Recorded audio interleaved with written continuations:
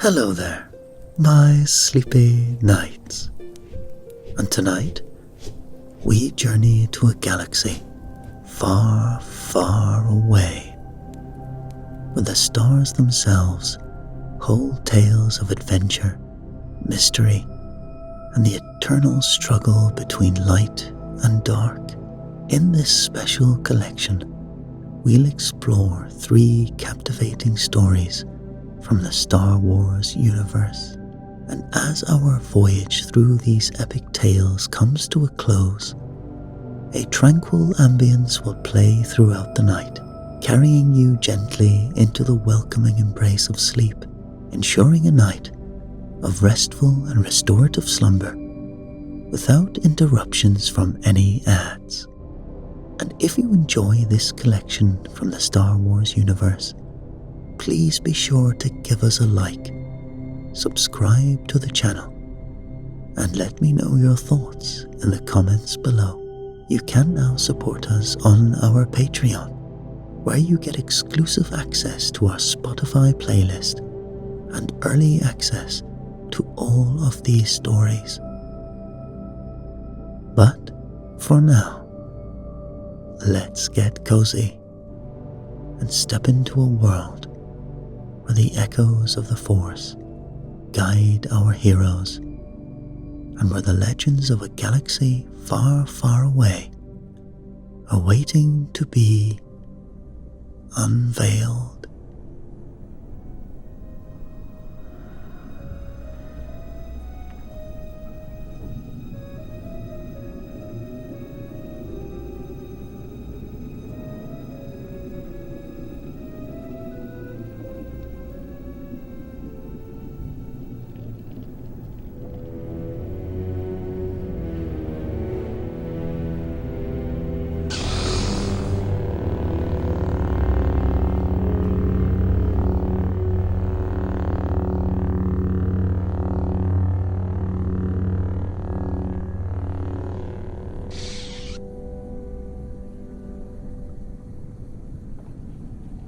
In the early days of the Jedi Order, the galaxy lay shrouded in an enigmatic veil, its secrets waiting to be unraveled by those attuned to the Force's whispering currents.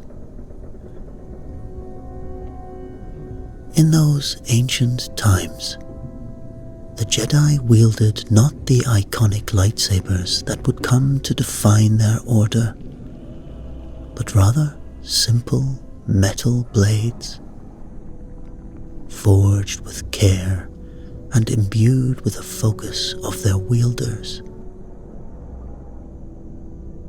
These early Jedi crafted their swords with painstaking devotion, each strike of the hammer upon the molten steel an act of meditation, a means of attuning themselves to the Force's ebb and flow.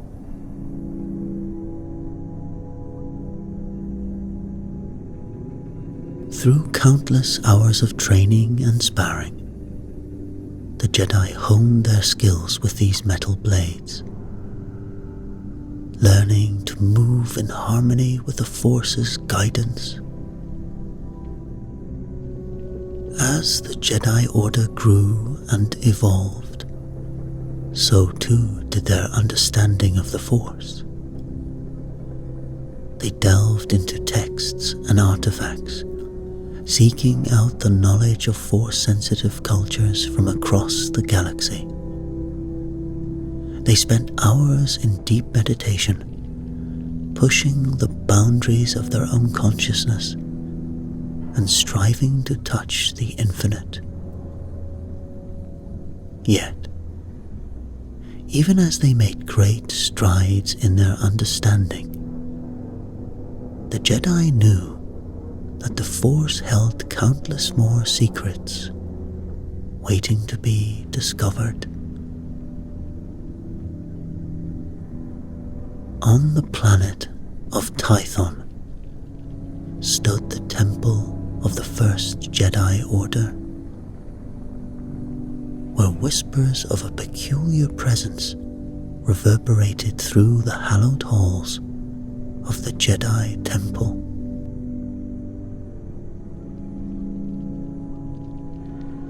The air cracked with tension as the early Jedi from the farthest reaches of the galaxy gathered together.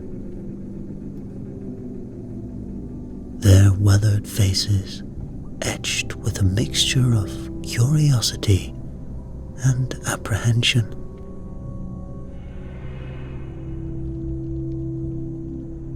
Among the assembled Jedi stood Master Daren, a seasoned warrior whose eyes held the depths of countless battles. His apprentice, Lina, stood at his side, her youthful features masking the unwavering resolve that smouldered within her.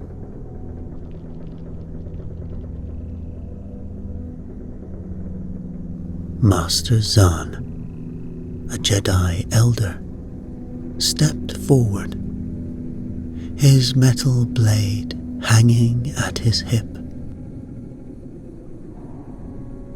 A powerful disturbance in the Force has manifested, he declared, his voice resonating through the chamber. It calls to us from an uncharted world, a presence that demands our attention.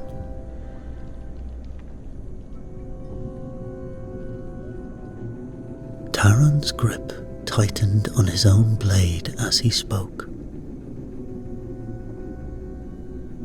I have sensed it as well, Master Zahn.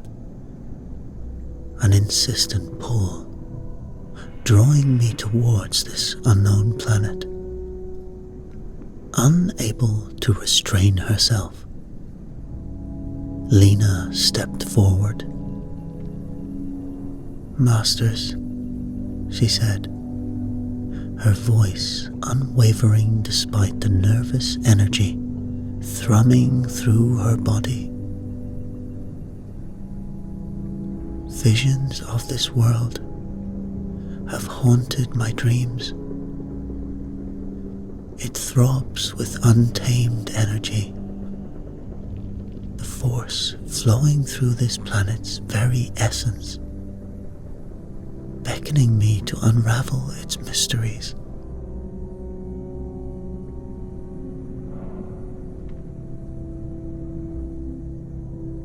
A heavy silence descended upon the chamber, the weight of Lina's revelation pressing down upon them. Master Zahn's gaze pierced through the young apprentice, assessing her with a calculating intensity. Your connection to this presence is undeniable then, young one. But be warned, the path ahead may lead you into the heart of darkness.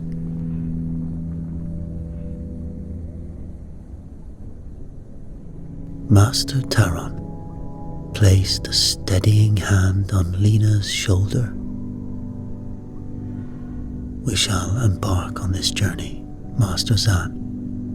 We will uncover the source of this disturbance and confront whatever trials await us.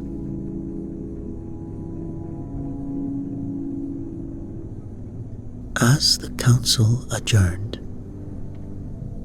Daren turned to his young apprentice, his voice low and urgent. Lina, this mission will push us to our limits. We must steel ourselves for the unknown.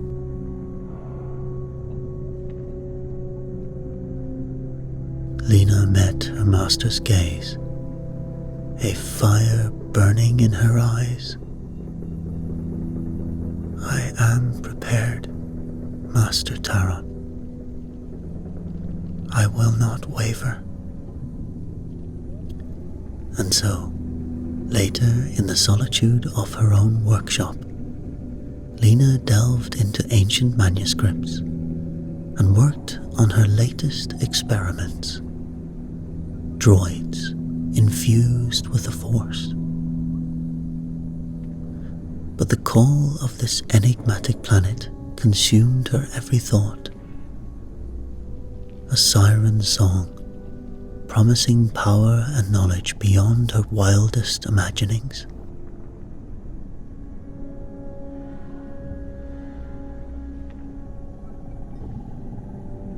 As Daren and Lena boarded their starship, the gravity of their mission weighed heavily upon them.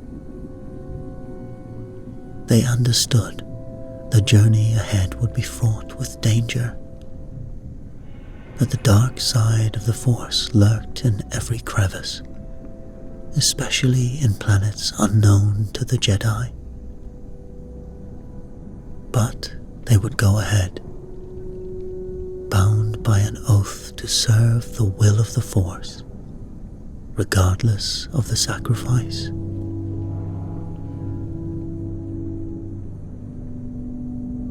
The stars stretched into an endless expanse as their ship hurtled through the void, propelling them closer to their fate with each passing heartbeat. And on that distant, uncharted world, an ancient presence stirred, awaiting the arrival of the Jedi, who would shape the destiny of the galaxy itself.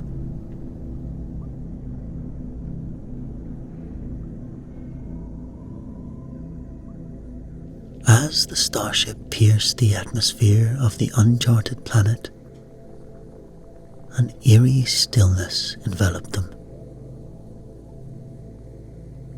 The air itself seemed to pulsate with an otherworldly energy, a tangible presence that set their nerves on edge.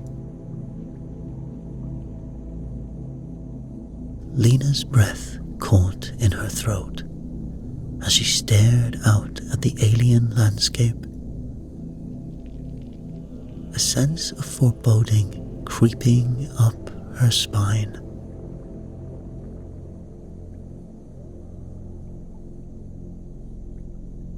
No sooner had they set foot on the planet's surface than Lena was assaulted by a barrage of visions. Each vision more vivid and disorientating than the last. Images of ancient battles, long forgotten civilizations, and shadowy figures danced before her eyes, threatening to overwhelm her senses.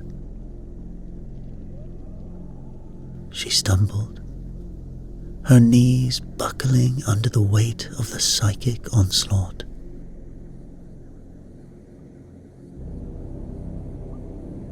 Daren was by her side in an instant, his strong hands gripping her shoulders. "Breathe, Lena," he commanded, his voice cutting through the chaos swirling in her mind. "Focus on the present, on the force that flows through you."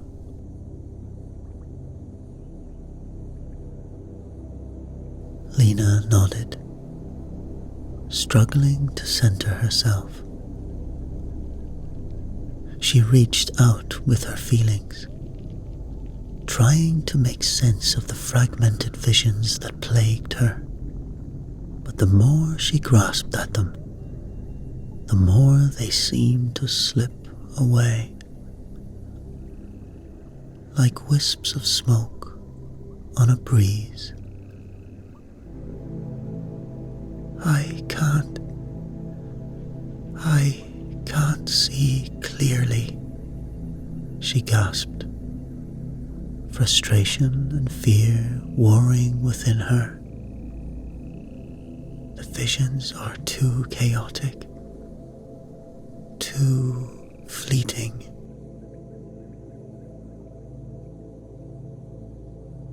Master Daren's brow furrowed, his eyes scanning the desolate landscape.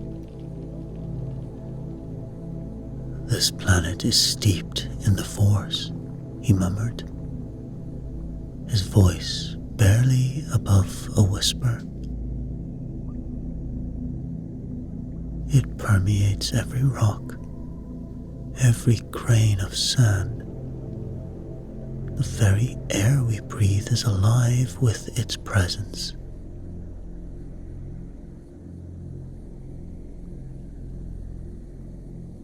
Lena shivered. The weight of her master's words settling heavily upon her. She had never experienced such raw, untamed power before. It was both exhilarating and terrifying. A warning, a threat to consume her if she let her guard down. As they pressed deeper into the planet's interior, the landscape began to change.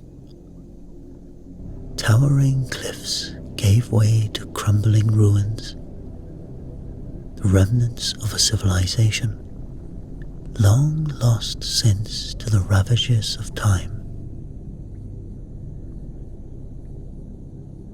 Lena's heart raced as she picked her way through the debris, her eyes straining to make out the faded inscriptions etched into the weathered stone.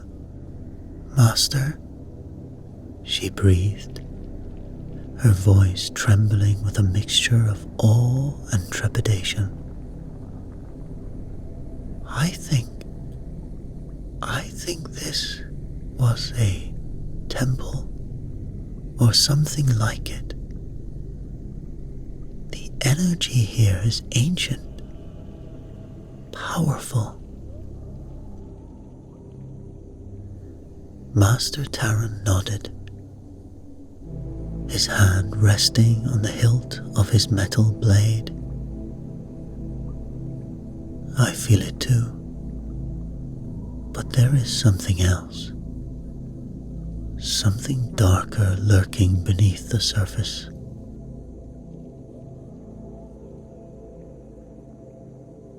And, as if on cue, a gust of wind tore through the ruins, carrying with it a bone-chilling whisper that seemed to come from everywhere and nowhere all at once.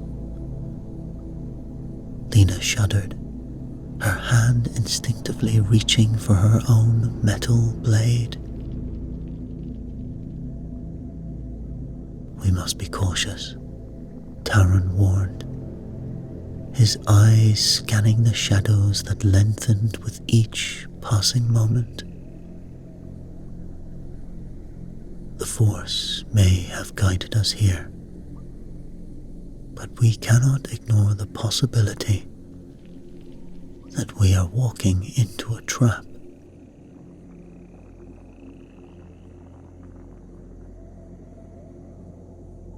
Lena nodded, steeling herself against the rising tide of fear that threatened to engulf her. She knew that whatever lay ahead, she would have to confront it head-on, to trust in the Force and her own abilities.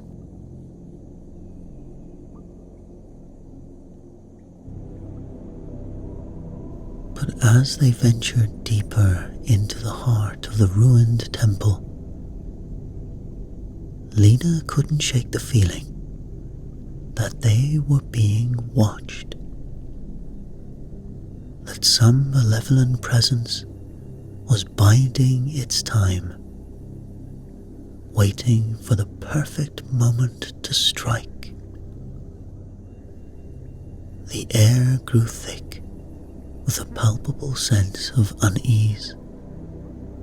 The once grand halls lay in ruins, stone walls crumbling. Lena's footsteps echoed through the chambers, each sound amplified by the oppressive silence that hung over the place like a shroud. Master Daren moved with the grace of a predator, his metal blade at the ready as he scanned the shadows for any sign of danger. His eyes, honed by years of battle and meditation. Master, look at these markings, Lena said, her fingers tracing the alien script. I have never seen anything like them before. What could they mean? Daren furrowed his brow, his gaze intense as he studied the cryptic symbols. I'm not certain, but there's something familiar about them. It's as if they speak of a great power, a force that could reshape the very fabric of the universe. Lena shivered, a sense of foreboding creeping up her spine. Do you think this could be related to the presence we felt calling us here? It's possible, Daren murmured, his hand resting on his blade. We must proceed with caution. There's no telling what this planet holds.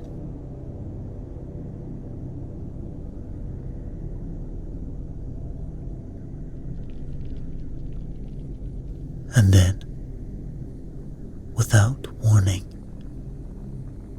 a figure emerged from the darkness, tall and imposing, clad in the dark robes of a Sith. He radiated an aura of malevolence that made Lena's blood run cold.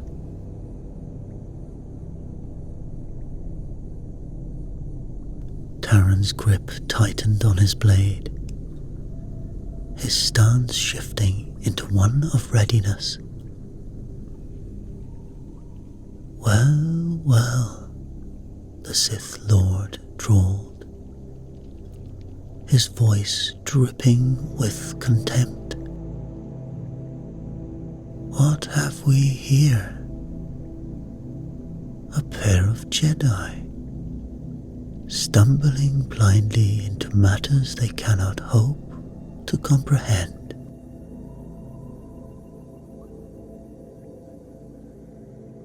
Daren's eyes narrowed, his voice taut with controlled fury. Malgus,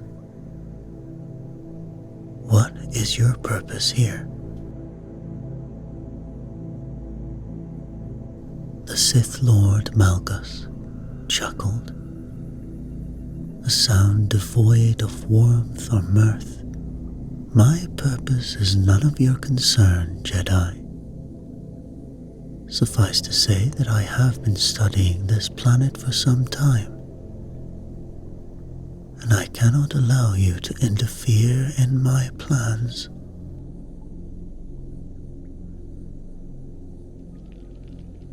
Lena's heart raced as she tried to make sense of the situation.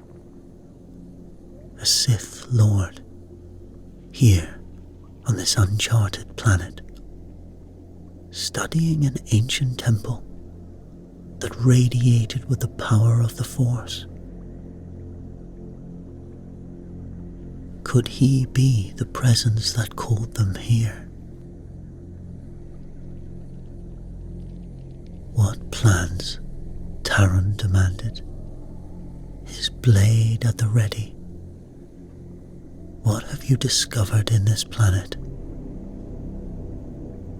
Malgus smiled, a cruel twist of his lips that made Lena's skin crawl. Ah, so the Jedi seek knowledge as well. How amusing.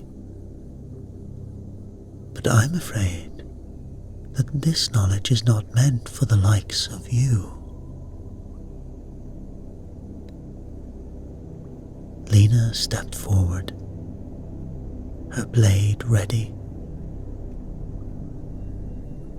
We won't let you keep the secrets of this place to yourself, Sith. The Jedi Order has a right to know what power lies hidden here. Malgus's eyes flashed with anger, his own metal blade at the ready. You dare to challenge me, child?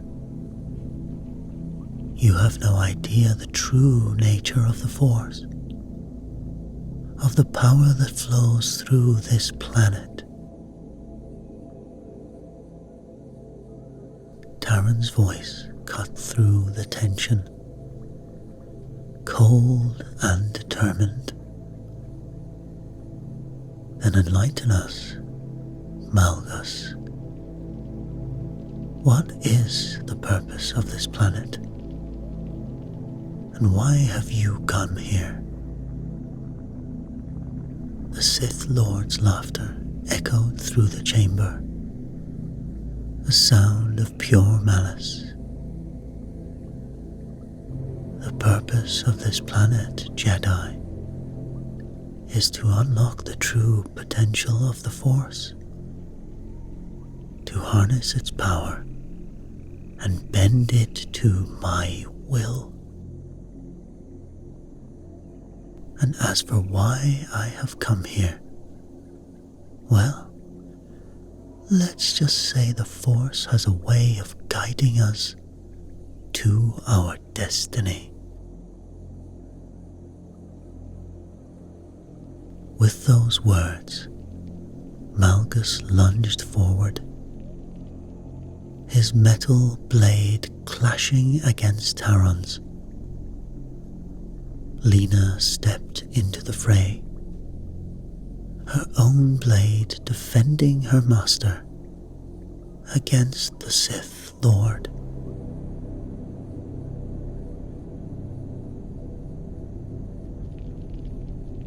The temple shook with the force of their conflict, ancient stones crumbling and falling as the three warriors danced a deadly dance amidst the ruins. Lena's heart pounded in her chest, her mind racing as she tried to make sense of Malgus's cryptic words. Why were the Sith studying this planet? What power lay beneath it?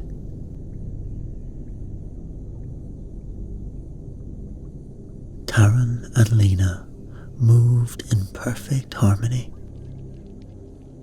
their metal blades flashing in the dim light as they met Malgus's furious assault.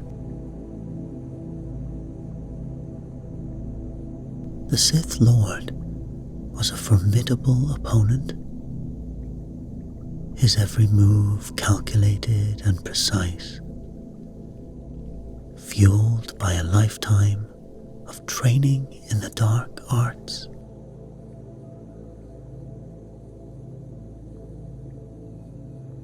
Lena felt the rush of adrenaline coursing through her veins as she parried and struck, her senses heightened by the flow of the Force. Malchus's eyes narrowed as he studied the young Jedi, a flicker of interest sparking in their yellow depths. "You fight well, child," he said. "You have potential, a raw power that could be honed into something truly great."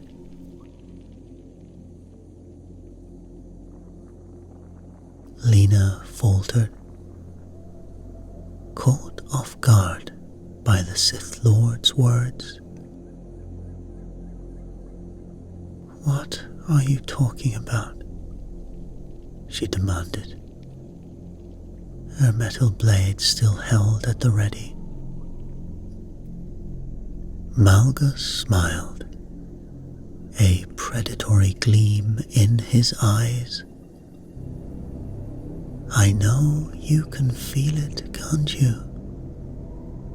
The pull, the whisper of true power.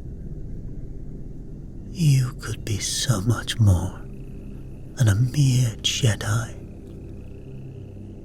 bound by their narrow-minded teachings and petty morality."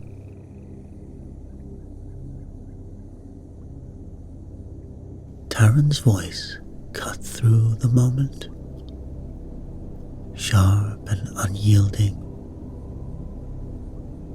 "Enough, Malgus. Your poisoned words will not sway my apprentice. She is a Jedi, now and always." The Sith Lord chuckled. "We shall see, Jedi. We shall see." With a sudden burst of speed, Malgus launched himself at Master Taron, his metal blade a blur of motion. Daren met him head-on, his own weapon ringing with the clash of steel as he sought to drive the Sith Lord back. "Lena, stay back," Daren shouted over the clash of metal blades. "This fight is mine."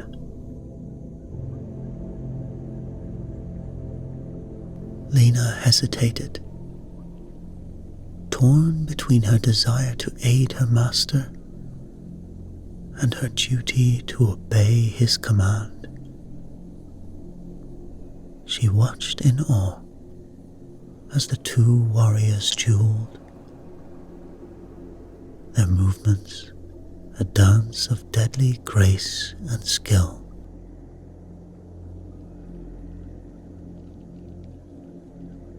But even as she watched, Lena could sense that something was wrong. Malgus seemed to be growing stronger with each passing moment, his attacks coming faster and harder, fueled by a dark power that Lena could not comprehend. And then, in a moment that would be forever sealed into Lena's memory, Malgus struck, his metal blade a searing arc of silver that caught Daren off guard. The Jedi Master stumbled, his own blade falling from suddenly nerveless fingers as he clutched at the gaping wound in his chest.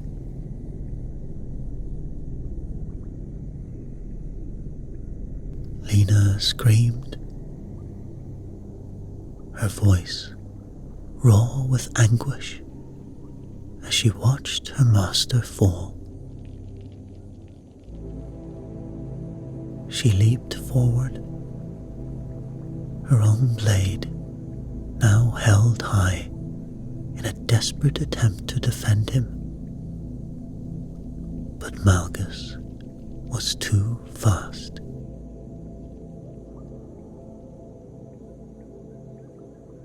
The Sith Lord's hand shot out, an invisible force slamming into Lena's chest, sending her flying back against the temple wall. She struggled to rise, her head spinning from the impact. But Malgus was already there, the tip of his blade hovering inches from her throat.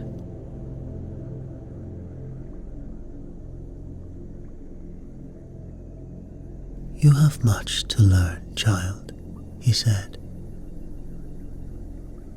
"The Jedi have filled your head with lies and false promises. But I will show you the truth." Lena glared up at him, tears streaming down her face. "I'll never join you," she spat, her voice trembling with rage and grief. "You are a monster."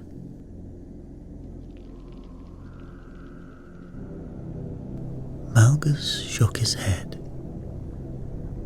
a look of almost paternal disappointment on his face. "Your master was a fool, blinded by his own dogma. But you have a connection to this place, don't you? To the power that flows through it. I can sense it is strong in you." Lena hesitated, a flicker of doubt creeping into her mind. She could feel the entire planet's energy pulsing within her, tugging at her very soul. But she shook her head, pushing the feeling away. "I will not be seduced by the dark side," she said, her voice growing stronger. "I am a Jedi, like my master before me." Malgus sighed, a sound of genuine regret. "You have much to learn, young one. This planet is more than just a repository of ancient knowledge. This planet is a living being, a sentient force that has lain dormant for centuries, waiting for someone worthy to unlock its secrets."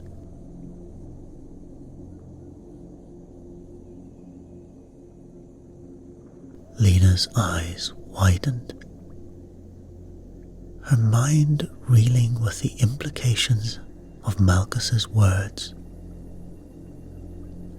a sentient planet imbued with the power of the Force seemed impossible, and yet the planet has chosen you. It told me you would come here, and here you are, Malgus continued, his voice taking on a hypnotic quality. It called you across the vastness of space, guided you here to me. You have a destiny here, a purpose that goes beyond the narrow confines of the Jedi Order. But you must work with me on this planet, my apprentice.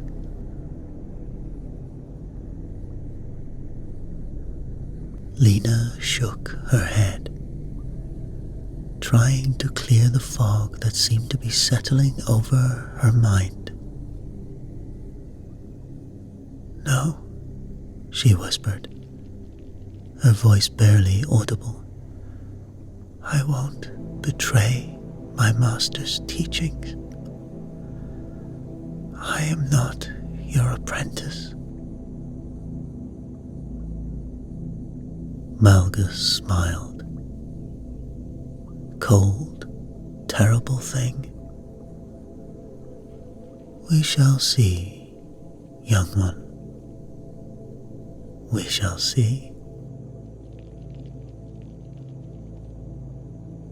And with a wave of his hand, he sent Lena crumpling to the ground, her consciousness fading into blackness.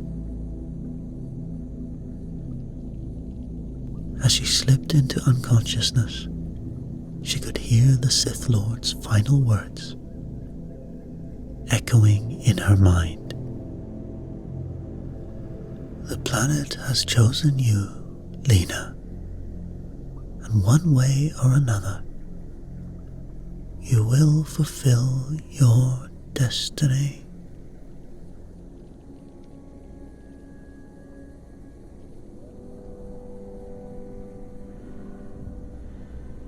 Lena awoke to a throbbing pain in her head.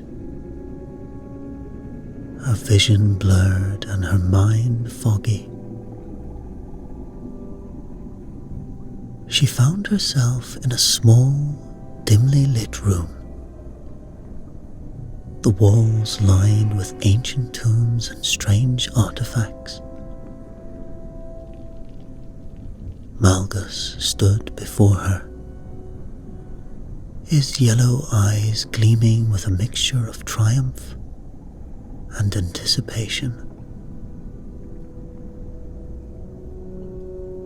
"Welcome back, young one," he said, his voice a low purr. "I trust you slept well." Lena struggled to sit up. "Where am I?" she demanded, her voice hoarse and raw with emotion. "What have you done with my master's body?" Malgus waved a dismissive hand. "Your master is gone, child. His body has been given to the planet. A fitting end for a foolish Jedi. But you have a greater destiny ahead of you." Lena shook her head, tears stinging her eyes. "I won't join you, Malgus. I won't betray everything I believe in.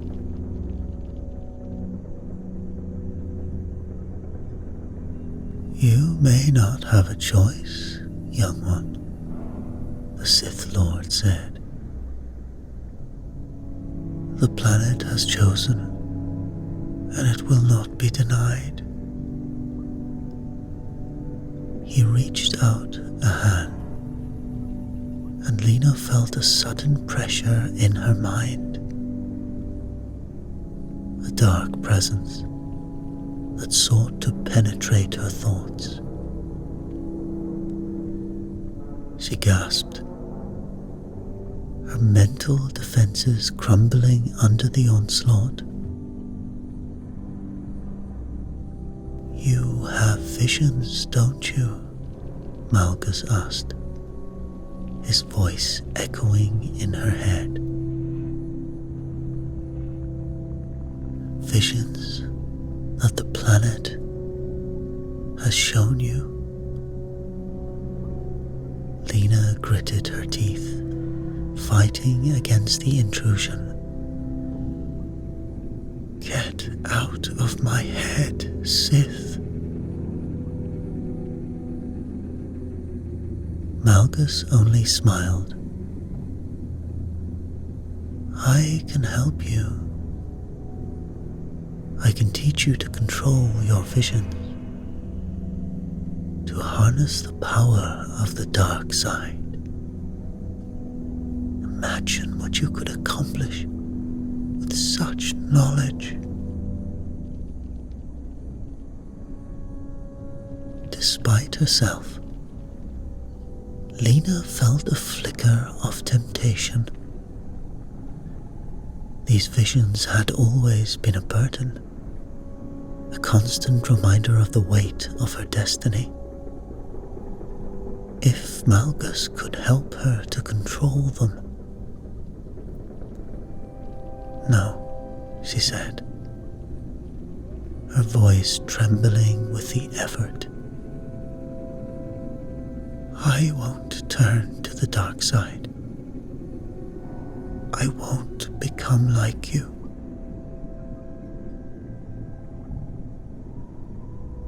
Malgus shook his head. You have much to learn, young one. The dark side is not evil, as the Jedi would have you believe. It is a tool, a means to an end. And with its power, we can unlock the secrets of this planet and shape the galaxy to our will.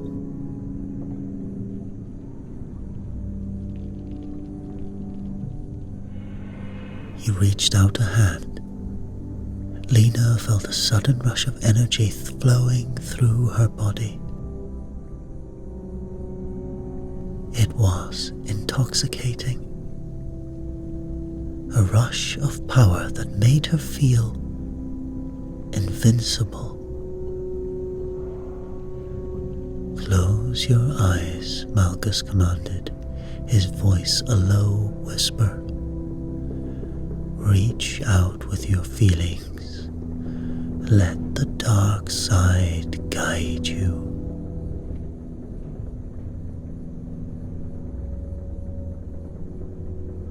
Almost against her will, Lena found herself obeying. She closed her eyes, reaching out with her mind, seeking out the source of the planet's power.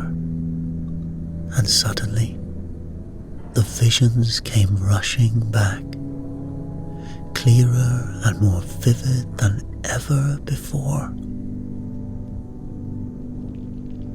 She saw a hidden cave deep within the heart of the planet, pulsing with an otherworldly energy. She saw Malgus, his eyes gleaming with a hungry light as he stood before a glowing crystal, his hands outstretched in a gesture of supplication. And she saw herself, a dark figure at his side, her eyes blazing with the power of the dark side. Lena gasped, her eyes flying open. "What was that?" she whispered, her voice trembling with fear and awe.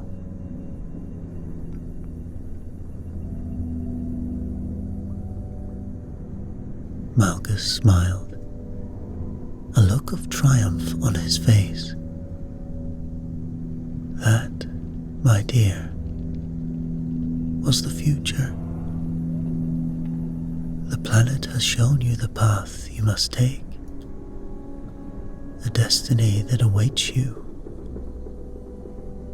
He reached out a hand, pulling her to her feet. "Come, young one.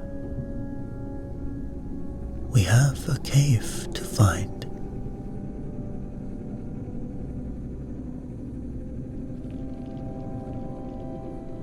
As Lena followed Malgus out of the shack and into the harsh light of the planet's surface,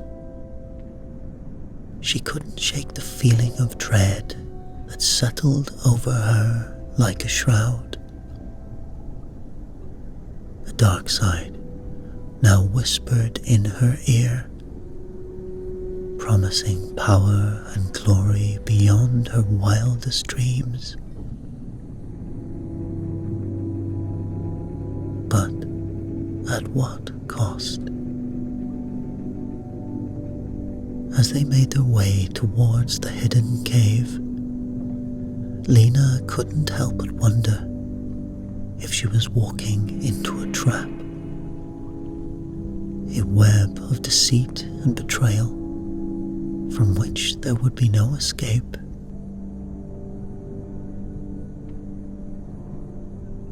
And all the while, the planet watched and waited, its ancient power guiding her through the very ground beneath their feet. The path to the hidden cave was narrow and winding, lined with jagged rocks and deep crevices that threatened to swallow them whole. But Malgus moved with a sure-footed grace, his eyes fixed on some distant point that only he could see.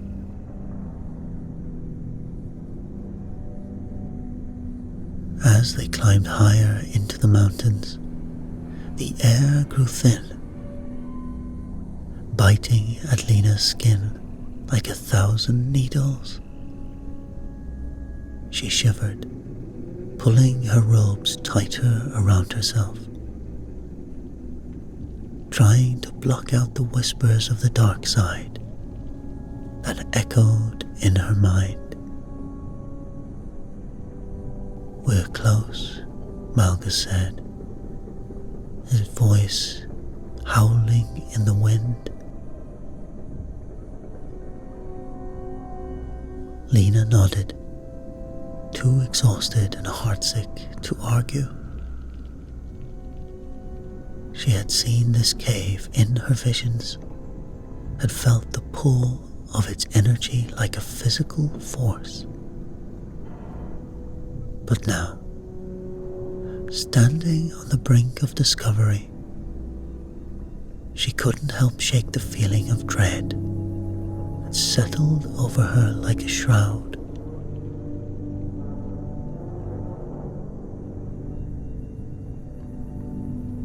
Soon, the cave loomed before them, its entrance a gaping maw of darkness that seemed to swallow the light.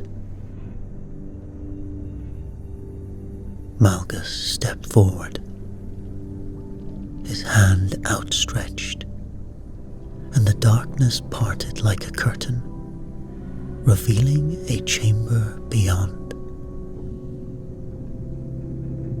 Lena gasped, her eyes widening in awe. The cavern was vast, its walls lined with glowing crystals that pulsed with an otherworldly light.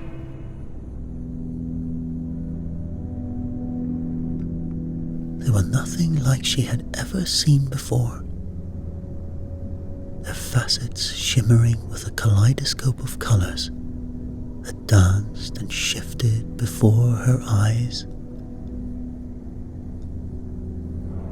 Kyber crystals, Malgus breathed, his voice tinged with reverence.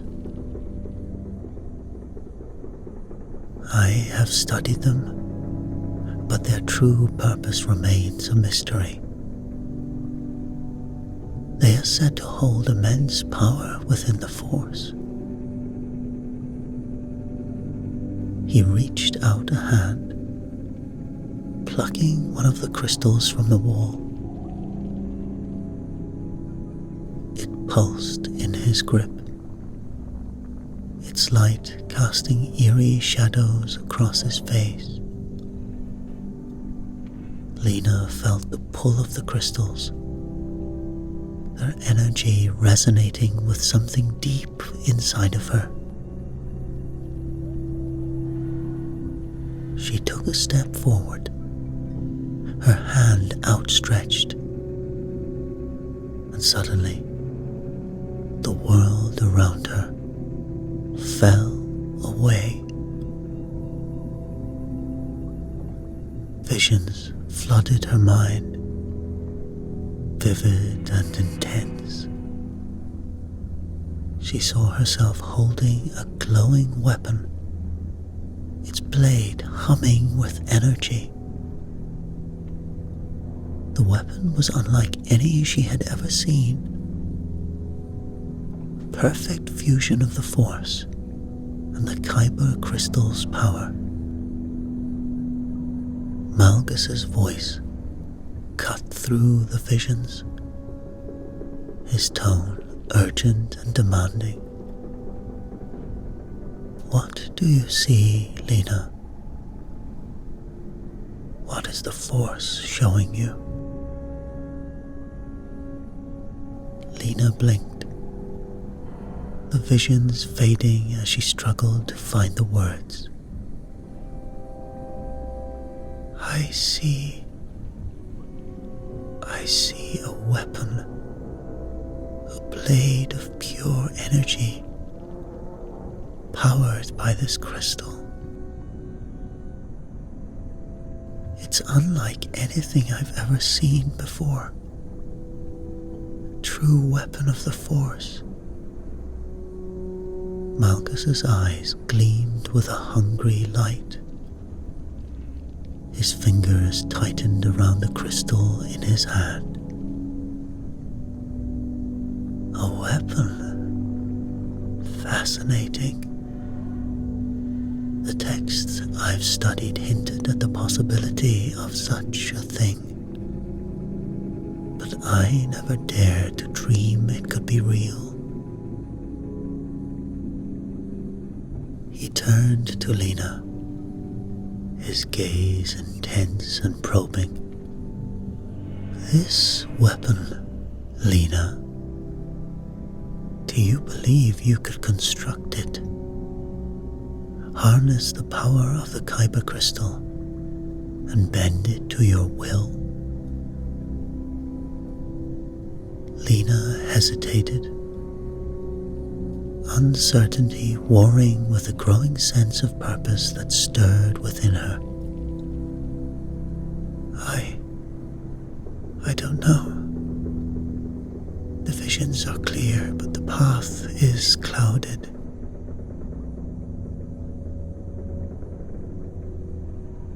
Malgus smiled, sending a shiver down Lena's spine. Then we shall unravel that mystery together, my young apprentice. The power of these crystals and your connection to the Force, we shall forge a weapon that will change the galaxy forever.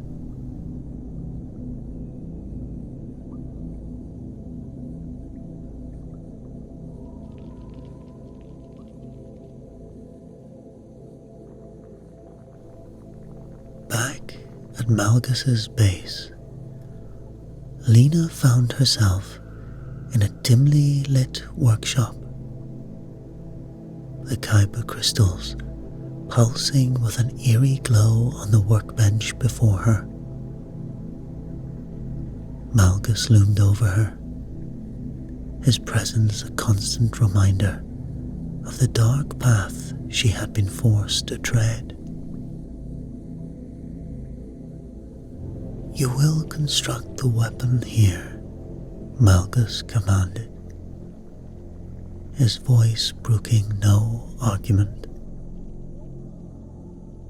Lena nodded, her hands trembling as she looked around at the many tools that lay out before her. She could feel the crystals calling to her, their energy pulsing in time with her own heartbeat. It was a seductive sensation, a promise of power and control that whispered to the darkest parts of her soul. As she began to work, shaping metal and wiring, Lena felt the dark side of the Force coiling around her like a serpent. It whispered in her ear, promising her strength and dominion over all who would oppose her. With each passing moment, the temptation grew stronger, the lure of the dark side more insistent.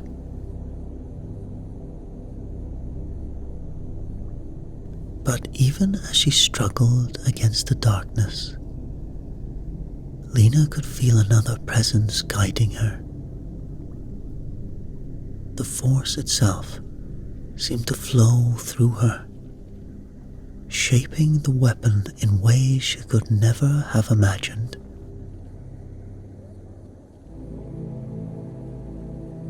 Hours turned into days as Lena worked, pouring all of her skill and will into the creation of the weapon. The design was unlike anything she had ever seen before. A strange and unconventional amalgamation of parts that seemed to defy logic and reason. But the Force was guiding her hands. The hilt was large and unwieldy, with a bulky power pack that hummed with barely contained energy. But when she touched it, Lena could feel the crystal at its heart responding to her, resonating with her very soul. At last, the weapon was complete. Lena held it in her hands, marveling at the strange and beautiful thing she had created. The blade ignited with a snap hiss, a beam of pure energy that cast a ghostly blue light over the workshop. It was unstable and flickering, a weapon forged by the Force and imbued with her own connection. Malgus smiled, a cold, triumphant expression. "Well done, my young apprentice," he purred, his eyes fixed on the blade. With this weapon at our side, we will be unstoppable. The galaxy will tremble before our might, and all will bow before the power of the dark side. Lena shook her head, a sudden sense of clarity piercing the haze of the dark side's influence. "No," she whispered, her voice hoarse and raw. "That is not what the planet wanted me here for. The Force is not meant to be used for domination and control. It is a gift, a sacred trust that must be protected and nurtured." Malgus's eyes flashed with anger, his hand tightening around his own weapon. "You are weak, Lena," he snarled, his voice dripping with contempt. "The Jedi have poisoned your mind with their lies. Only through the dark side can you achieve your true potential. Can you learn how to wield that weapon?" But even as he spoke, Lena could feel the Force whispering to her, urging her to trust in its guidance. With a deep breath, Lena lowered her blade, the energy beam retracting back into the hilt. "I will not join you, Malgus," she said. "I am a Jedi, now and always, and I will use this weapon to protect the innocent and defend the light, no matter the cost."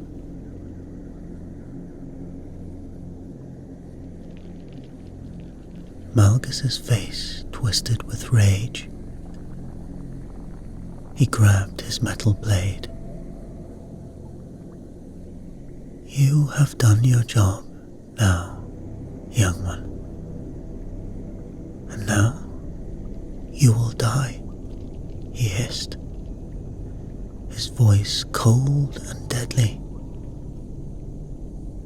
"And your weapon will be mine, trophy of my victory over the Jedi and their pathetic ideals."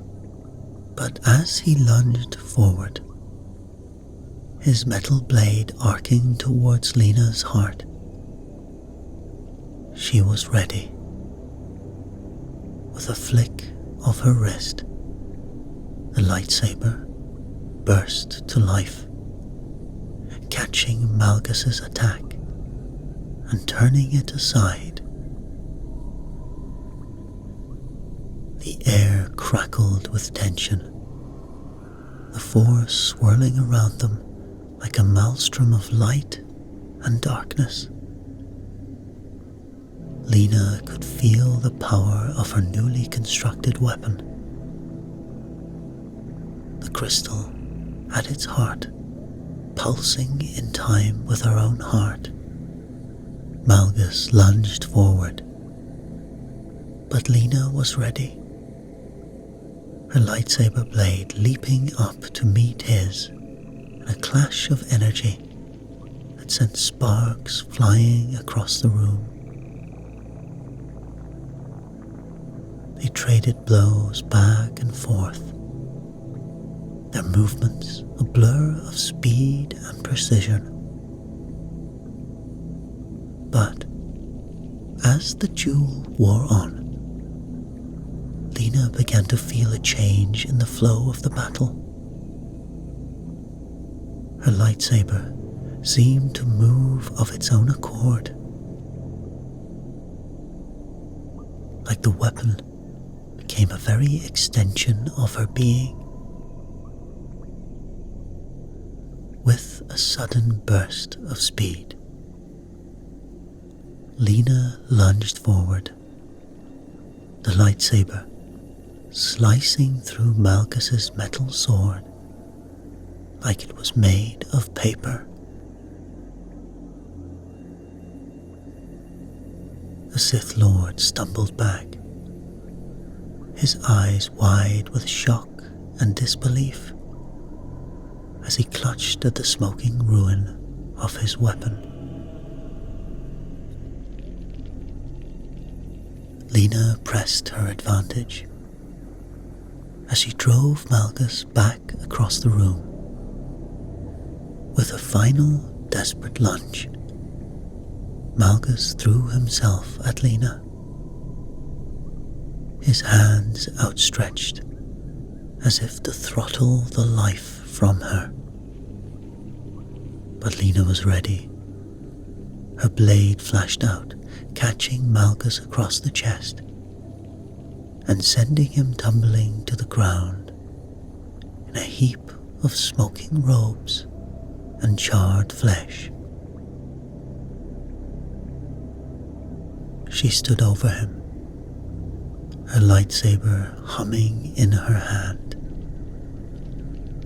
its blade casting a ghostly light over the fallen Sith Lord. Malchus looked up, his eyes filled with a strange mixture of hatred and admiration. "Finish it," he hissed, his voice racked with pain. "Embrace the dark side, Lena. Become the Sith you are always meant to be." For a moment, she hesitated, temptation whispering in her ear. Oh, it would be so easy to strike him down, to give in to the anger and hatred that boiled within her. Revenge for her master. But even as she struggled, the Force whispered to her, urging her to trust in its guidance.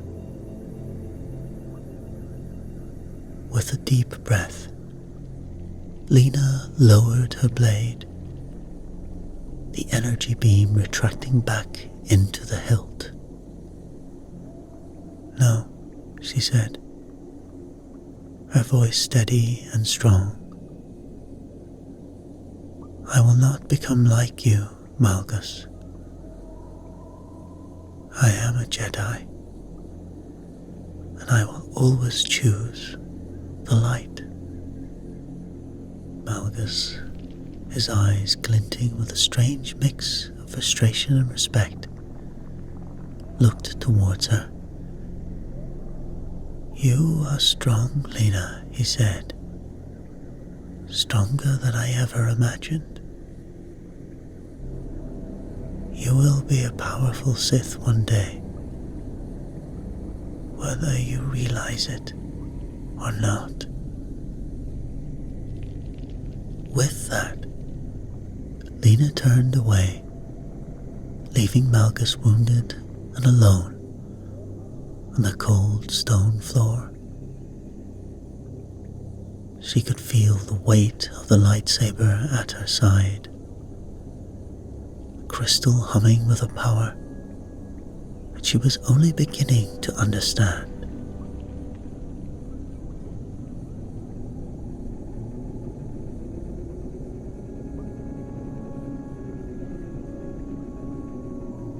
Lena's starship touched down on the ancient world of Tython, the birthplace of the Jedi Order. As she stepped out onto the windswept plains, she felt a sense of reverence and awe wash over her. She made her way to the Jedi Council chambers. The ancient stone walls humming with the power of the Force. As she stepped inside, the assembled masters turned to face her, their expressions a mix of curiosity and concern. Lena took a deep breath and ignited her lightsaber, the brilliant blue blade casting a ghostly glow over the chamber.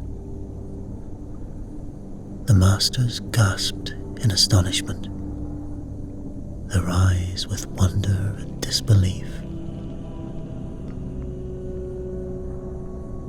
"I have seen the future of the Jedi Order," Lena said, her voice ringing with conviction.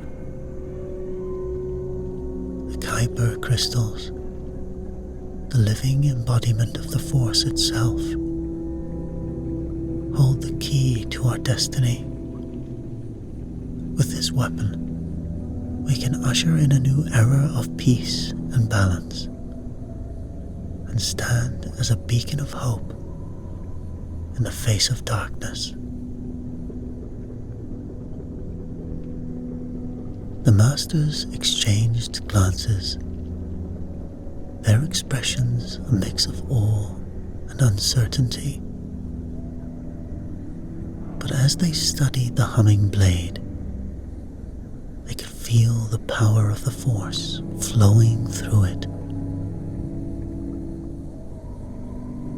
"The path ahead will not be easy," Lena continued. "But with the Force as our guide, these weapons as our tools,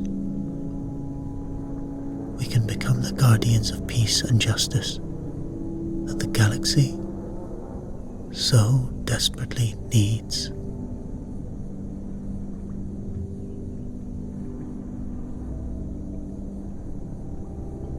As she stepped out into the bright sunlight of Tython, the kyber crystal of her lightsaber humming with barely contained power, Lena knew that the Force would always be with her, guiding her steps and lighting her way. For she was a Jedi, now and always, forever.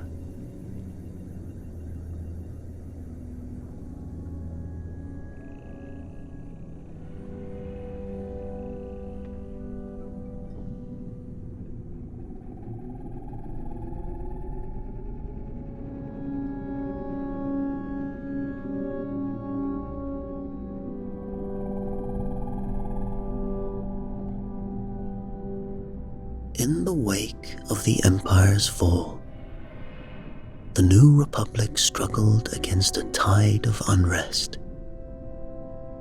Shadows of the past refusing to fade. Amidst this fragile peace, whispers of a new terror began to spread. From the depths of a secure Republic vault, a powerful, sentient artifact known as the Ether Orb had been stolen.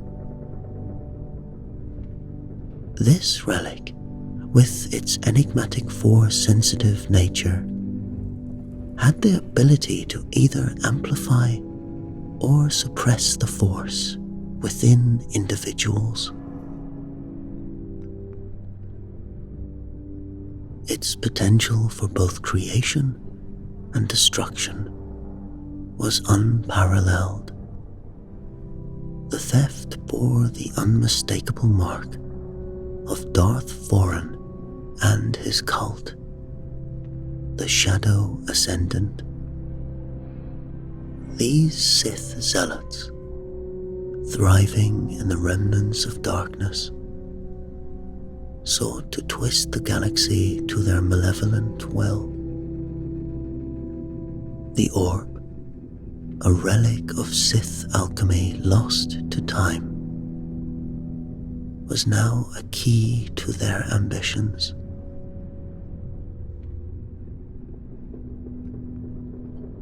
General Leia Organa felt the weight of this new threat bearing down on her.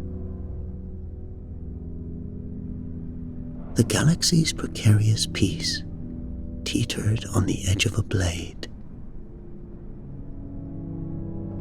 In her quarters, the flickering holomaps illuminated her determined face as she considered her options.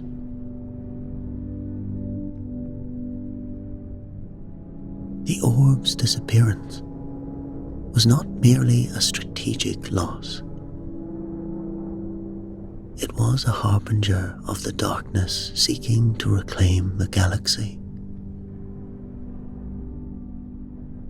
Leia's thoughts turned to Daren Thorne, a former Imperial pilot, now living on the fringes as a bounty hunter.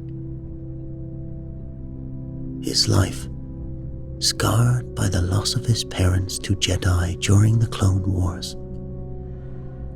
was one of bitterness and survival. But Leia sensed in him a potential ally, a reluctant hero forged by the fires of his past. She knew he harbored a deep resentment towards the Jedi, a resentment that could either be his undoing or his redemption.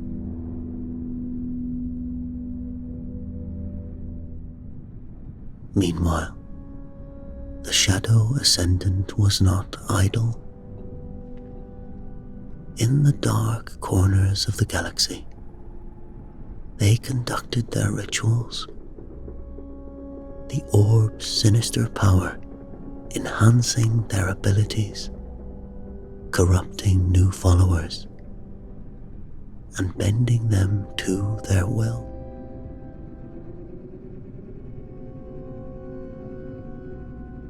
Time was running out as the Sith cult's influence grew, threatening to engulf the galaxy in a new era of darkness.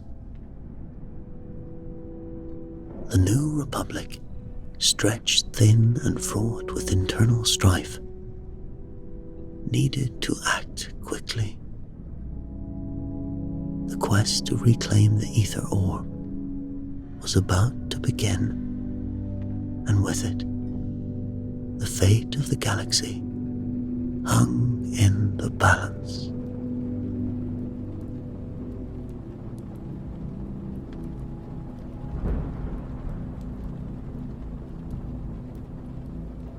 Daren Thorne had long abandoned any notion of heroism.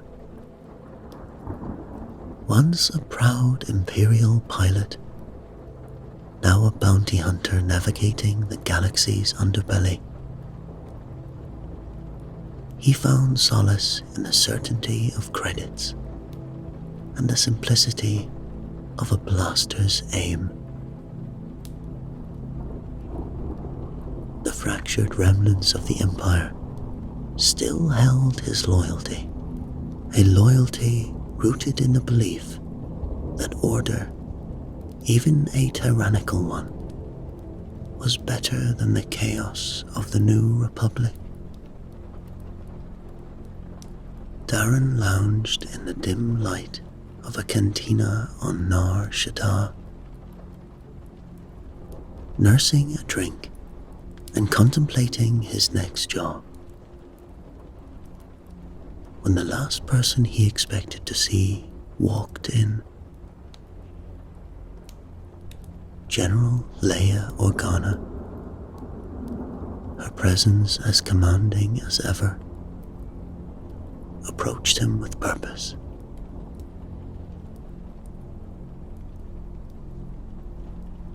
"Daren Thorne?" she asked, her voice cutting through the murmur of the crowd. Daren's eyes narrowed. General Organa, this isn't your usual battlefield.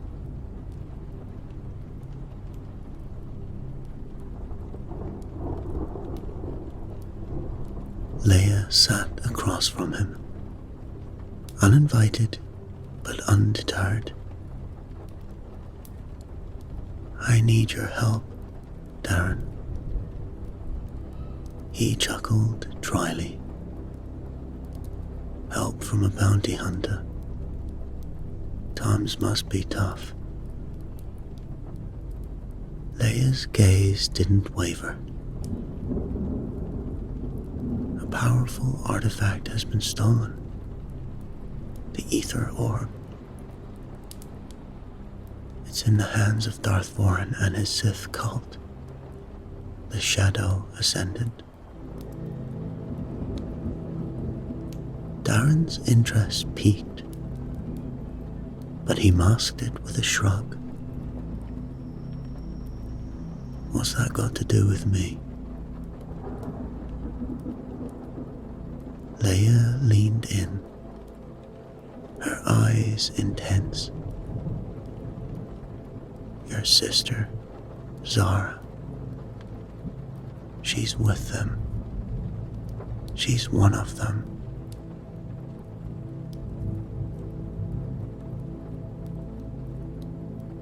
Daren's world tilted.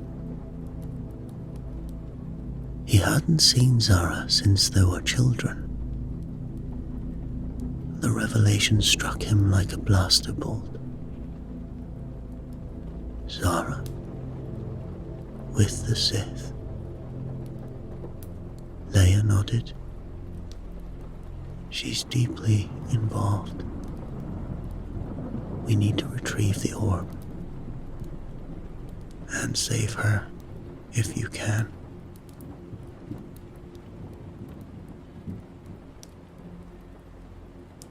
Daren's mind raced. A mix of belief and anger. Why me? You've got your Jedi, your soldiers. Why ask a washed-up Imperial pilot? Leia's expression softened slightly.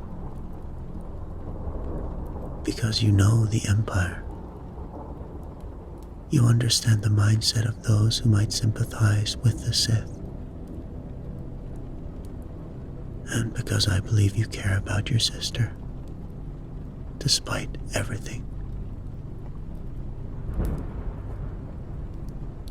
Daren's jaw tightened.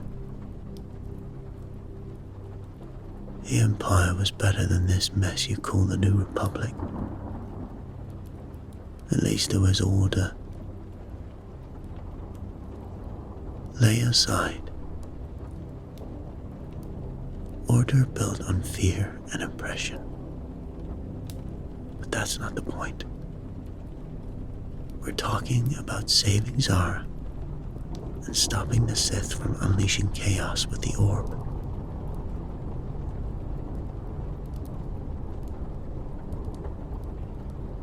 Silence stretched between them as Daren grappled with the whirlwind of emotions. Finally, he looked up, his eyes hard. All right, I'll help. But don't think this changes my view on the Republic or the Jedi.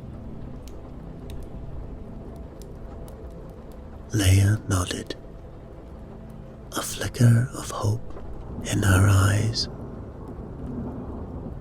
Thank you, Daren. Meet me on the ship. We leave at dawn.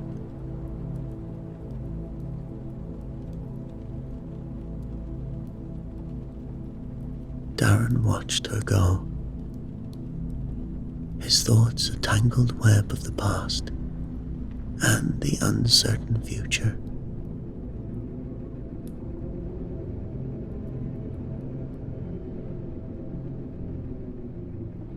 Soon, Daren Thorne stood in the New Republic's bustling hangar, his eyes scanning the seas of faces with practiced wariness. The scent of engine oil and the hum of machinery filled the air, a stark contrast to the silence he preferred. General Leia Organa approached. Beside her walked an alien woman who carried herself with a quiet, potent strength. Daren, Leia called, her voice cutting through the din. Meet Lyra Kalo, a Jedi Knight. Lyra stepped forward,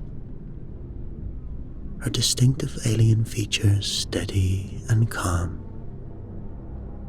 holding the weight of countless untold stories. Her hair, tied back in a practical braid, highlighted the lightsaber hilt at her side. She extended a hand, her movements graceful and deliberate. Daren Thorne, I presume.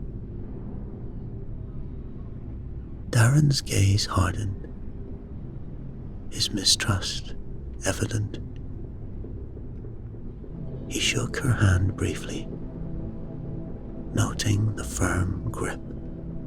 Yeah, a Jedi. Just what I needed. Lyra's expression remained serene, unfazed by his skepticism. I know you have your reasons for distrust, but we're here for the same goal. Leia's eyes moved between them, sensing the tension. You both have skills we need. Trust will come with time. For now, focus on the mission.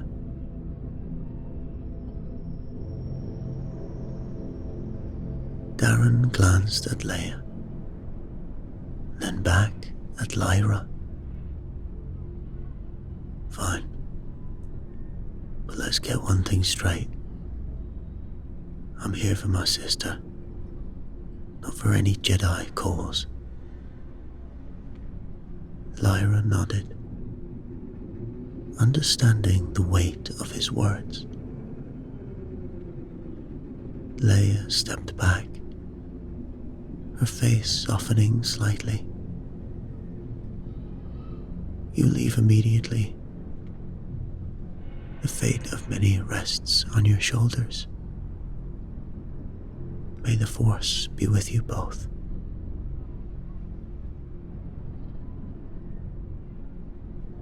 As Leia turned to leave, Daren and Lyra were left standing together, two reluctant allies, bound by necessity.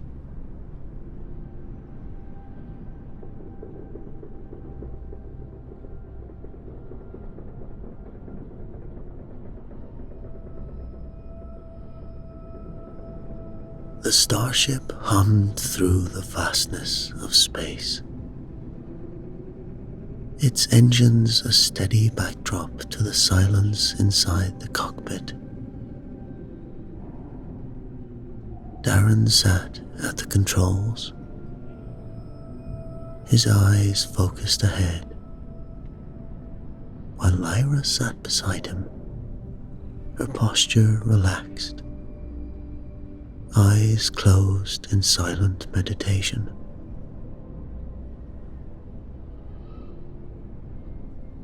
Taran IV loomed before them,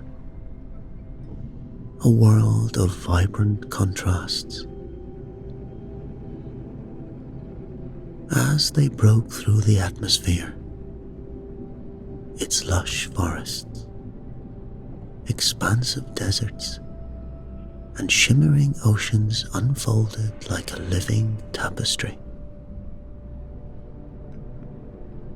The beauty was a stark facade, masking the darkness they sought.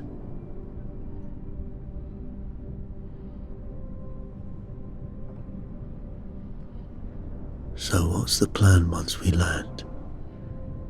Daren's voice broke the silence, laced with a blend of curiosity and caution.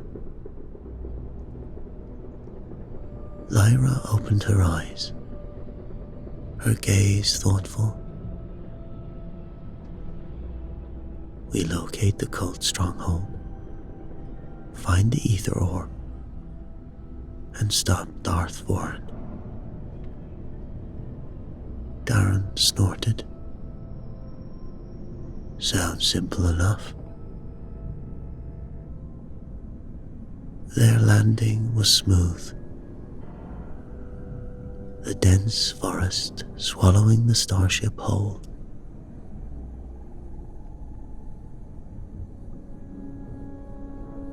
The air was thick with humidity, alive with the sounds of unseen creatures. The canopy above cast dappled shadows on the forest floor, a reminder of the unknown dangers lurking.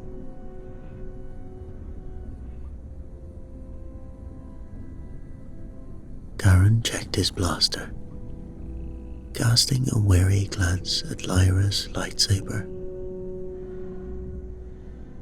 "You ready?" Lyra's face was set in a mask of determination. "Let's move." They moved through the forest, the terrain a challenging maze of roots and underbush. The tension between them was palpable, a silent dance of mistrust and necessity.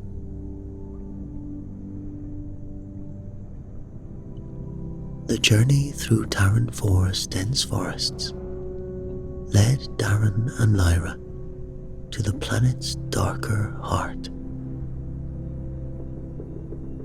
The air grew thicker, charged with an unsettling energy that prickled at the edges of their senses. Finally, they emerged into a clearing, the scene before them both mesmerizing and horrifying. At the center of the clearing, bathed in an eerie, unnatural light, stood Darth Thorne. His presence was commanding, a dark shadow against the flickering flames of the torches held by his acolytes.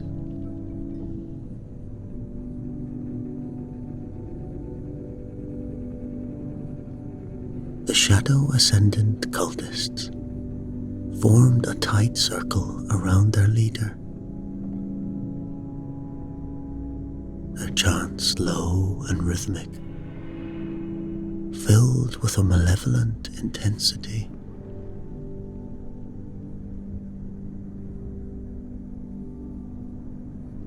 Daren and Lyra crouched behind a thick cluster of foliage, watching as the ritual unfolded.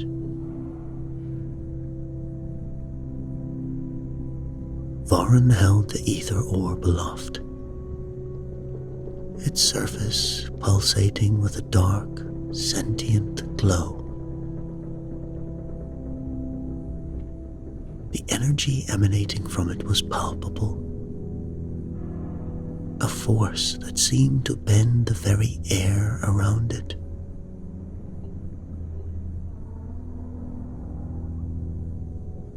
He's using the orb, Lyra whispered, her voice barely audible over the hum of dark power. He's corrupting them, twisting their connection to the Force. Daren's grip tightened on his blaster. We need to stop this. Now.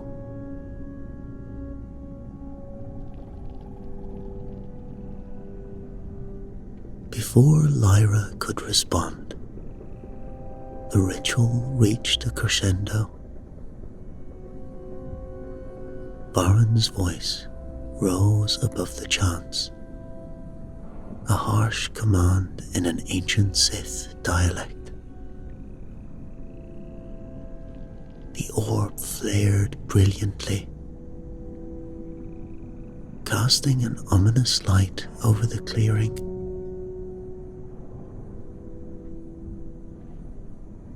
The cultists writhed, their bodies convulsing as the dark energy seeped into them, enhancing their abilities with the raw power of the dark side.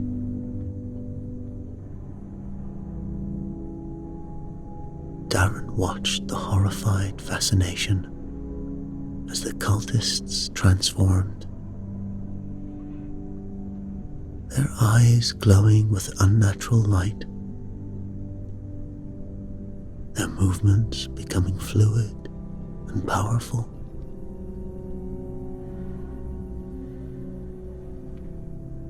What were once mere followers now stood as formidable warriors, their loyalty to Varen absolute. He's creating an army, Lyra murmured, a note of dread in her voice. An army fueled by the orb's dark powers.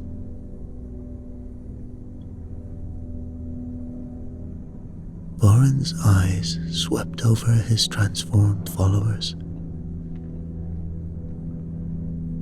A satisfied smile playing on his lips.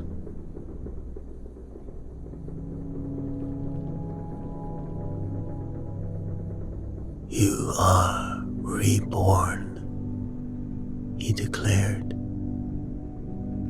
his voice carrying a chilling authority.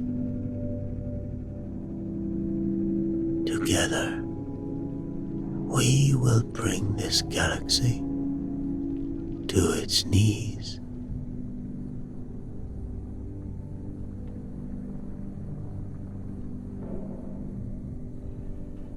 The cultists responded with a unified shout. Daren and Lyra exchanged a tense glance, the weight of their mission pressing down on them with renewed urgency.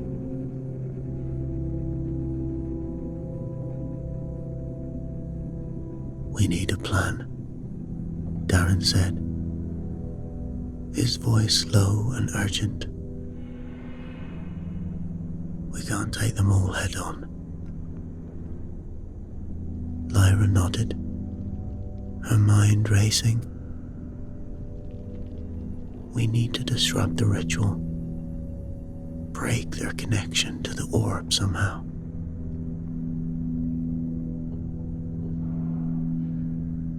Daren's eyes flicked back to the scene before them.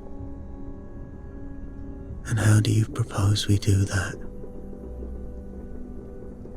Lyra took a deep breath, her gaze steely with determination.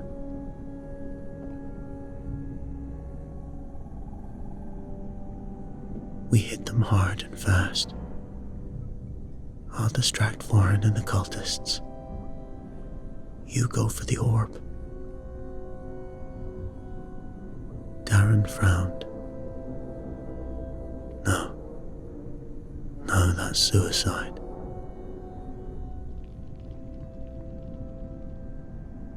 It's our only shot, Lyra replied firmly. Trust me. For a moment, the weight of the plan hung between them. And then, with a resolute nod, Daren agreed. All right, let's do this. As Lyra prepared to step into the clearing, she cast a final glance at Daren. May the Force be with us. Daren nodded. Let's hope it is. With that, Lyra moved forward, her lightsaber igniting with a snap hiss that cut through the night. Daren watched her go, steeling himself for the task ahead. The battle for the ether orb had truly begun. Daren and Lyra moved through the forest with purpose, their eyes fixed on the distant glow of the Shadow Ascendant's stronghold. The night was dark, the shadows deep. They crept closer, every step measured and silent. But fate had other plans. Without warning, a trap was sprung. Figures in dark robes emerged from the shadows, their eyes glowing with the sinister energy of the dark side.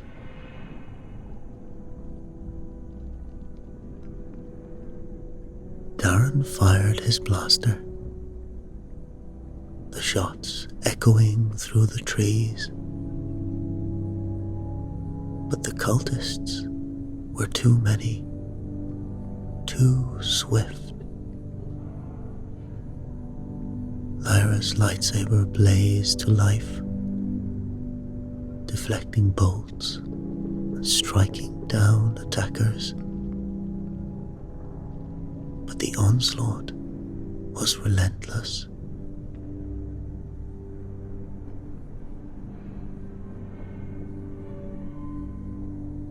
A stun blast hit Daren square in the chest, dropping him to the ground, his body seizing in agony. He watched helplessly as Lyra fought valiantly, her movements a blur of light and fury, until a powerful blow to her head brought her down. Darkness closed in around him as he lost consciousness.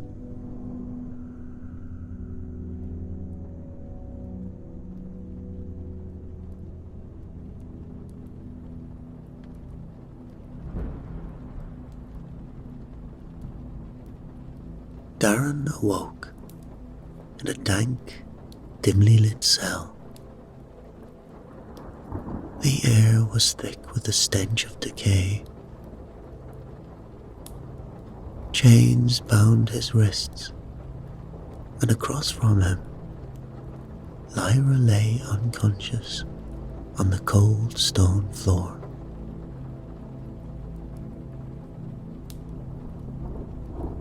The oppressive weight of the stronghold's dark energy pressed down on him, making it hard to think, hard to breathe.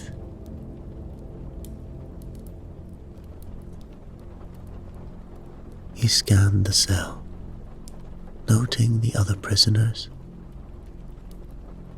figures of various species and backgrounds, their faces etched with fear and hopelessness. One man, however, stood out. He had a rugged, weathered look, his eyes sharp and calculating, despite their predicament.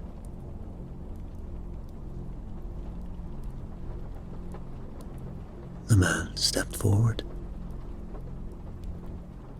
his voice a low whisper. "The name's Thorne. I'm an archaeologist.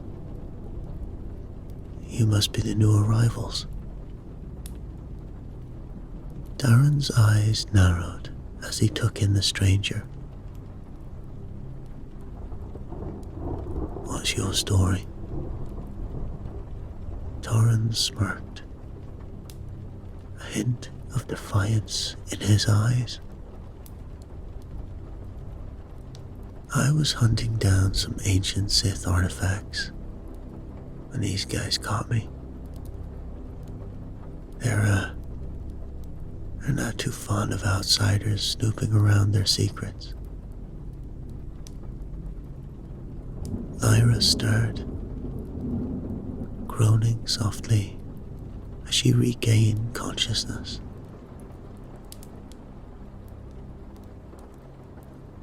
Daren moved to help her, his eyes never leaving Thorne. "And what do you know about the ether orb?" Thorne's expression darkened, his voice dropping even lower. "Enough to know it's dangerous. That thing can warp the Force, bend it to Voren's will. But there are ways to counter it, hidden in ancient Sith lore."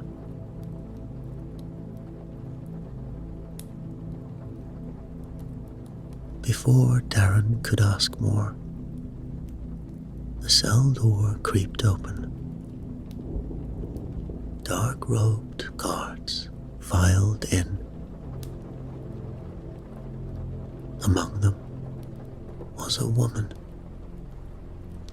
her face cold and detached. Daren's breath caught in his throat. "Zara," he whispered, the name slipping from his lips like a prayer.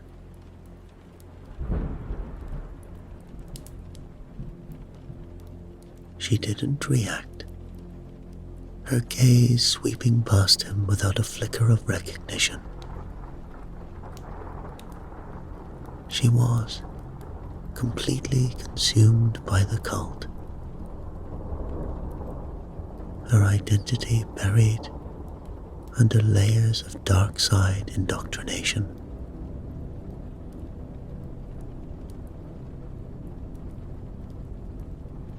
One of the guards barked an order, and they were roughly pulled to their feet,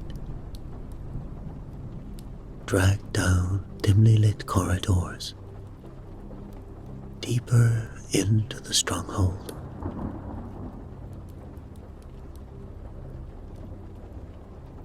Daren's mind raced, torn between the mission and the devastating sight of his sister, lost to the darkness.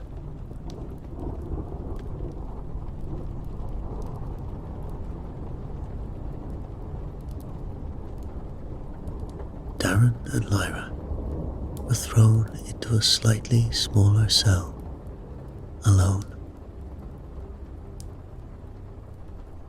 The oppressive atmosphere weighed heavily on them.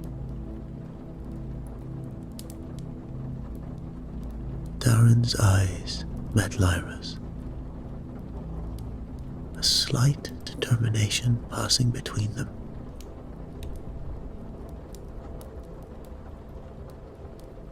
They needed to escape, to stop Thorne, and to save Zara. But for now, they were trapped in the heart of the enemy's lair, facing a power that threatened to consume them all.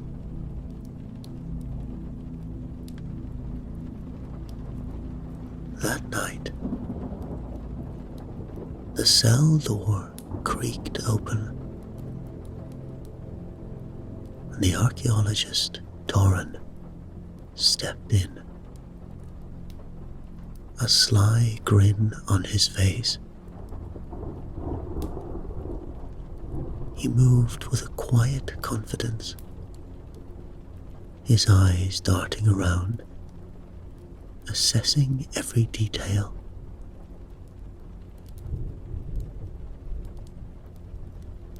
Daren and Lyra exchanged weary glances, but there was a glimmer of hope in their eyes. Thorne knelt by the corner of the cell,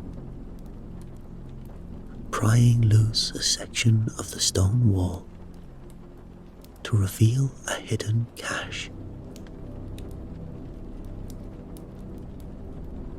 He pulled out a small bag of tools and set to work on the lock of their chains.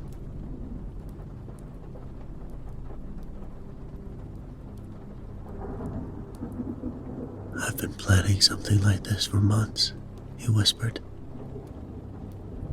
"I just needed the right moment." Lyra's eyes widened with cautious optimism. "What's your plan?" Thorne's grin widened. "First, we get out of here. Then, I'll explain everything."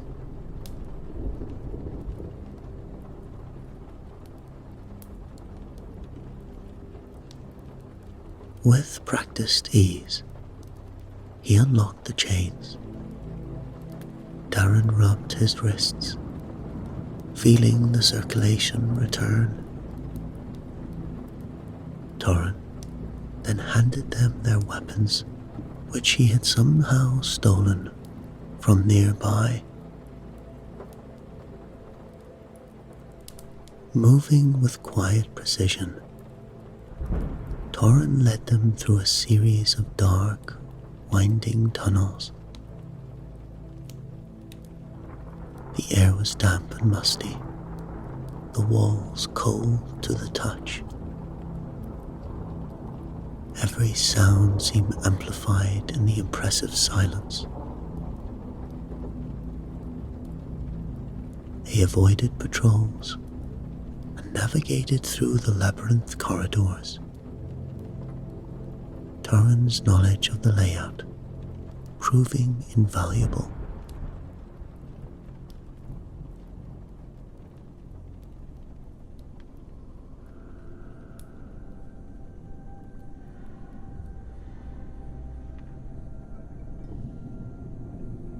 After what felt like hours, they emerged into the cool night air outside the stronghold.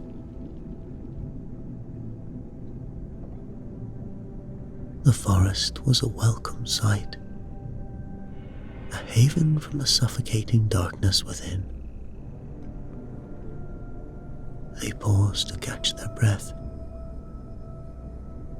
the adrenaline still coursing through their veins.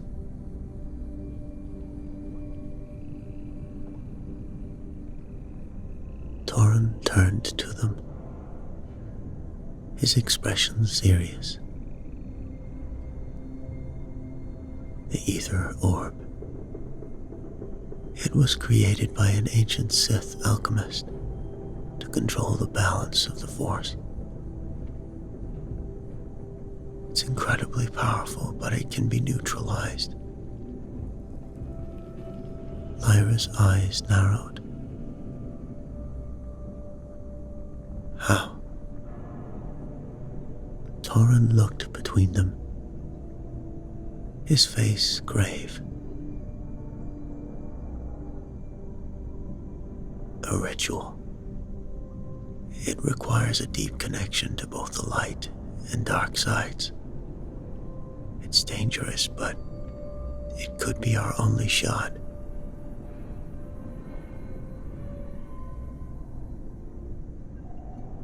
Daren's thoughts immediately went to his sister. I need to go back and bring Zara with us. She's part of this, whether she knows it or not.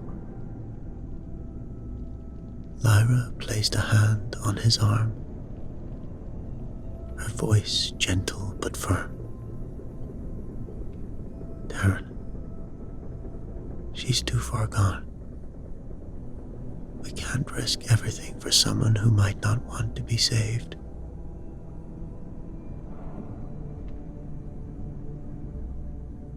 Daren's jaw tightened. She's my sister, Lyra. I can't just leave her. Thorne stepped in, his voice steady and calm.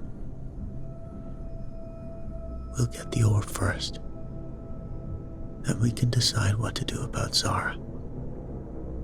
Right now, we need to learn more about this orb and focus on the mission.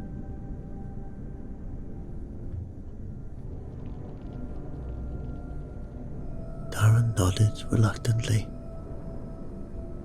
the pain of the decision etched on his face. And so, they set off into the forest, guided by Thorne's knowledge and Lyra's connection to the Force. The journey was fraught with tension, but also with a sense of purpose. They had escaped the immediate danger, but the true challenge lay ahead. The forest's dense canopy cast long shadows over the small camp where Daren, Lyra, and Thorne rested. The fire crackled softly, its warmth doing little to dispel the cold tension hanging between them.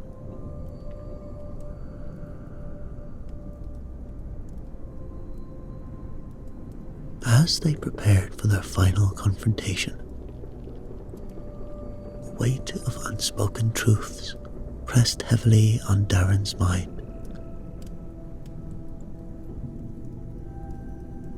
He stared into the fire, its dancing flames stirring memories he'd long tried to bury. My parents, he began quietly. They were killed by Jedi during the Clone Wars. Lyra looked up, her expression softening. I'm sorry. He shrugged, the bitterness evident in his tone. It's why I can't stand Force users. Jedi, Sith, they're all the same to me. Lyra hesitated before speaking, her voice barely above a whisper. I understand. I was trained by Darth Thorne. Daren's head snapped up, his eyes wide with shock. She nodded, her gaze steady but filled with regret. I was young, angry, and he exploited that. Showed me the power of the dark side. I walked away, but the fear of falling back is always there.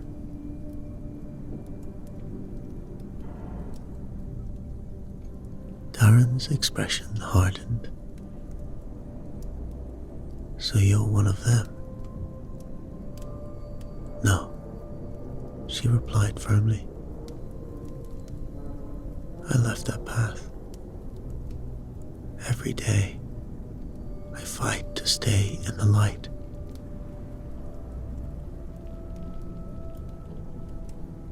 Silence fell between them, heavy with shared pain and mistrust.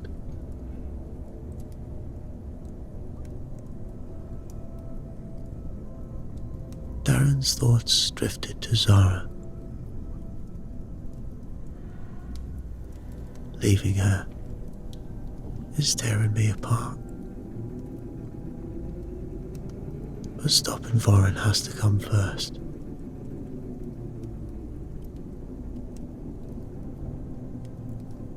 Lyra reached out, her hand resting lightly on his arm. We will stop him, and we'll find a way to help Zara.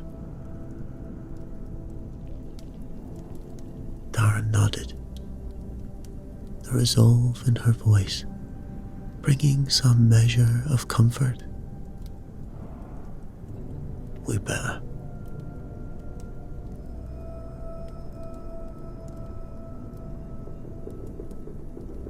Their mutual vulnerability created a fragile bond, a sliver of understanding and shared determination. The past haunted them, but it also fueled their drive to face the darkness ahead. The night deepened around their small camp. The fire burned bright, a beacon of their resolve to confront and overcome the shadows that loomed over their destinies.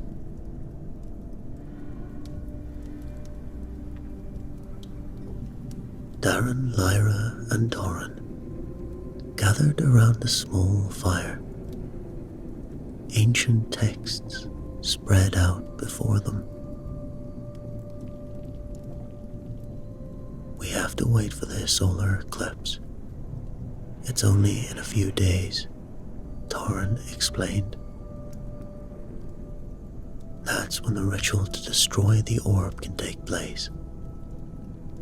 The eclipse will enhance its power, but also make it vulnerable.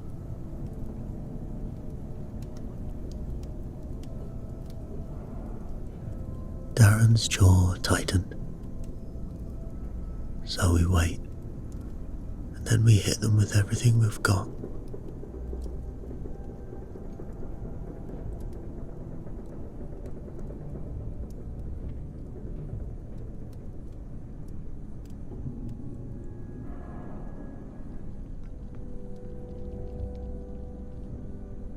Days passed.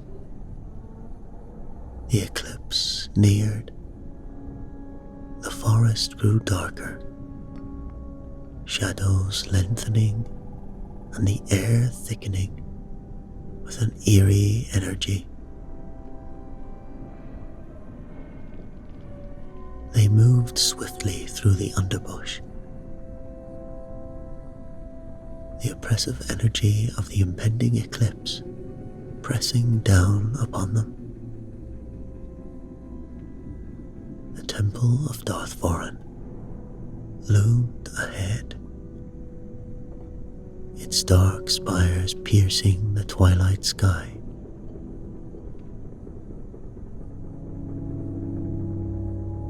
The chants of the cultists echoed through the trees, a dark, rhythmic pulse that sent shivers down their spines. Corrupted followers, their eyes glowing with dark energy, stood guard. Ready? Daren asked. Lyra ignited her saber,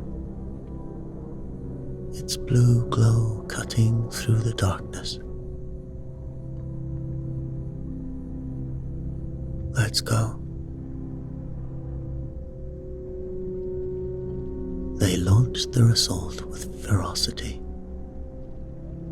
cutting and blasting their way through the corrupted cultists. The battle was intense. Each step forward a struggle against a tide of dark side energy. Yet, they pressed on, driven by a shared purpose.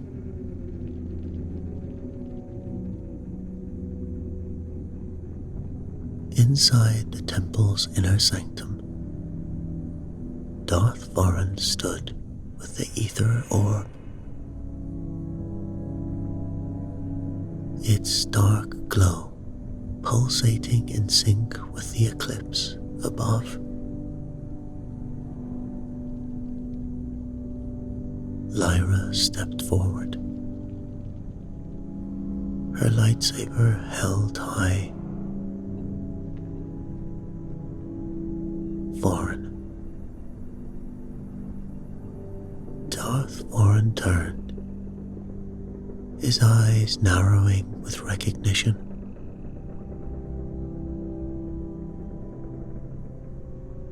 Lyra.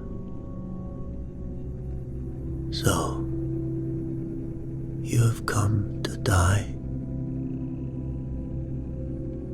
Without a word, Lyra launched herself at him, their lightsabers clashing with blinding intensity. The sound of their duel echoed through the chamber. Daren and Thorne watched on, fighting off the rest of the Sith cultists, knowing that this was Lyra's fight.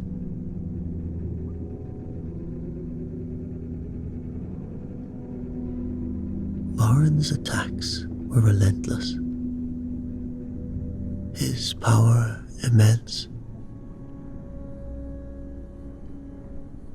Lyra fought with all her strength, drawing on her connection to the Force.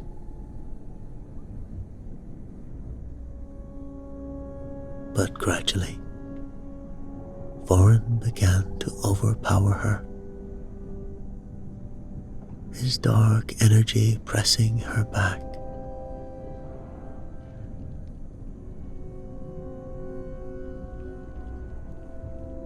In a moment of clarity, Lyra glanced at the orb, realizing what needed to be done. With a final desperate effort, she channeled all her remaining strength into a powerful force push, sending Thorne staggering back against the wall and disrupting his control over the orb.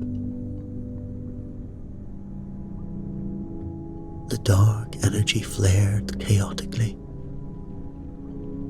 the orb's power wavering. Thorne then recovered quickly, his face twisted with rage. He struck Lyra down with a brutal decisive blow. Her body crumpling to the ground, but her actions had created the opening they needed. Thorne, now, Daren shouted, firing his blaster to keep Thorne at bay.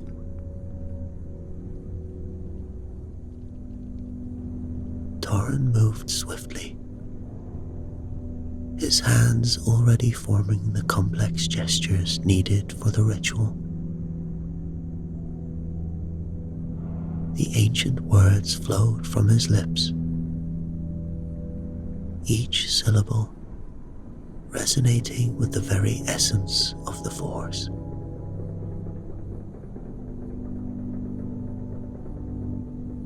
The orb glowed brighter, its power fluctuating wildly. And just then, Zara appeared, still fully brainwashed, emerging from the shadows,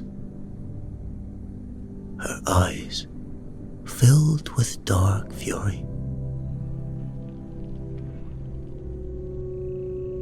"You will not succeed," she screamed, lunging at Thorne.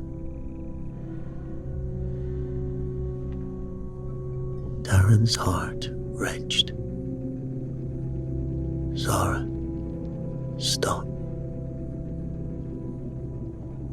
But she was beyond reason, and with a heavy heart,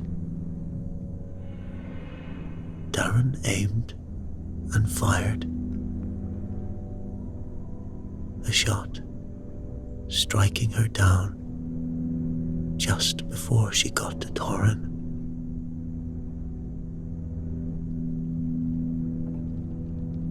She fell, her eyes wide with shock and betrayal.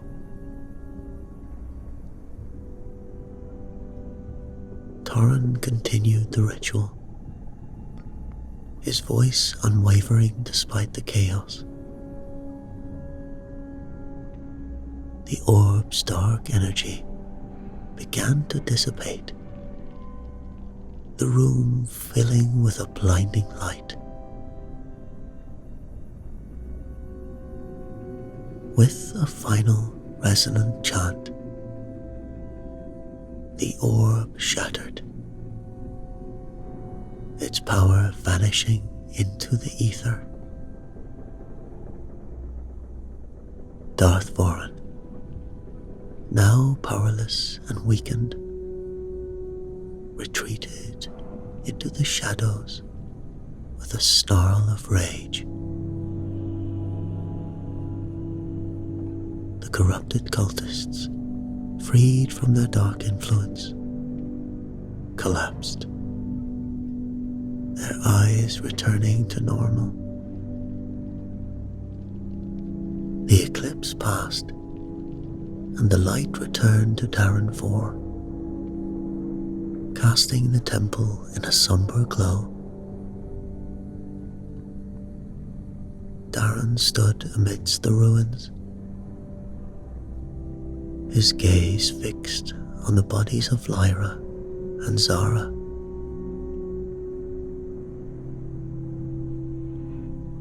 He knelt beside Lyra, her face peaceful in death.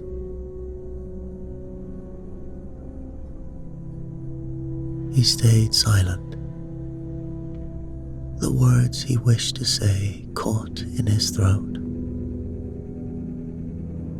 Then he turned to Zara, his sister lost to the darkness. Tears blurred his vision as he touched her cold hand. "I'm so sorry, Zara." Thorne approached, Placing a hand on Daren's shoulder, you did what you had to do. The orb is destroyed and Thorne defeated. Their sacrifice gave us this victory. Daren nodded. Yeah, but it doesn't make it any easier. Soon the New Republic forces arrived, securing the site and helping the freed prisoners. And as the sun set on Daren 4, Daren stood alone, watching the horizon, reflecting on the battles fought and the lives lost.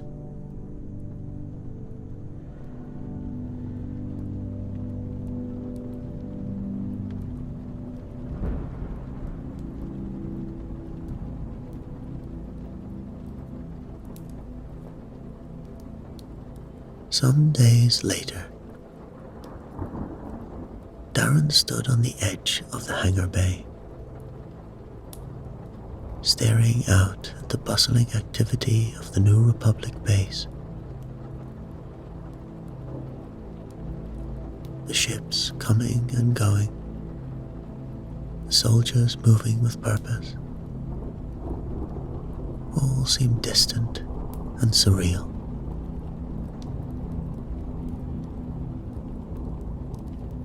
Leia approached him quietly. She stood beside him for a moment, sharing the view.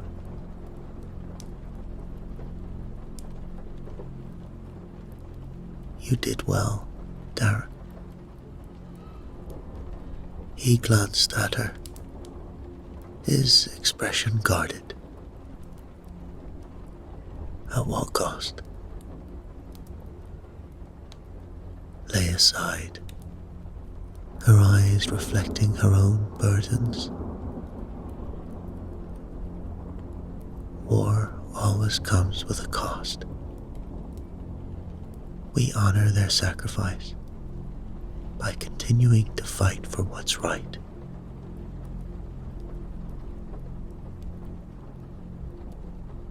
Daren nodded slowly, looking back at the scene before them. Lyra and Zara.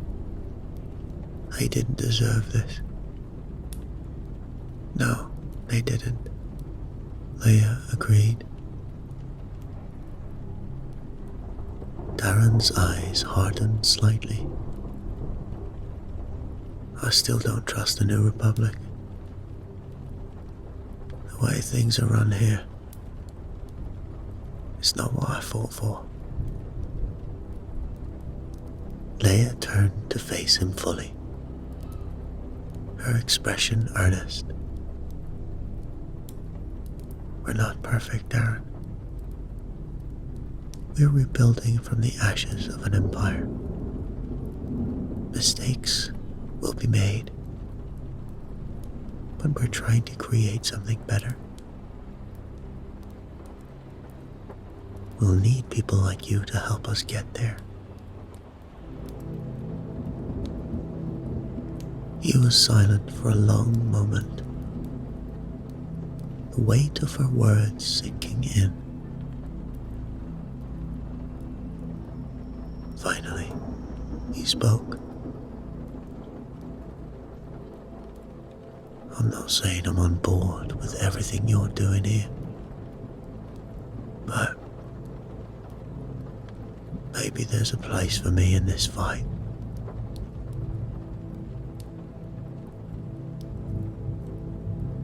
Leia nodded, a small smile touching her lips. That's all I ask. Take your time. The galaxy needs people who care, who are willing to make tough choices.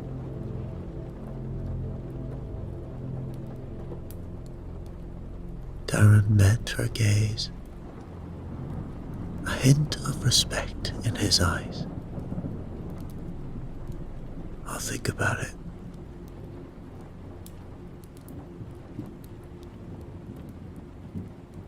As Leia turned to leave, she paused, looking back at him. "And Daren, thank you for everything."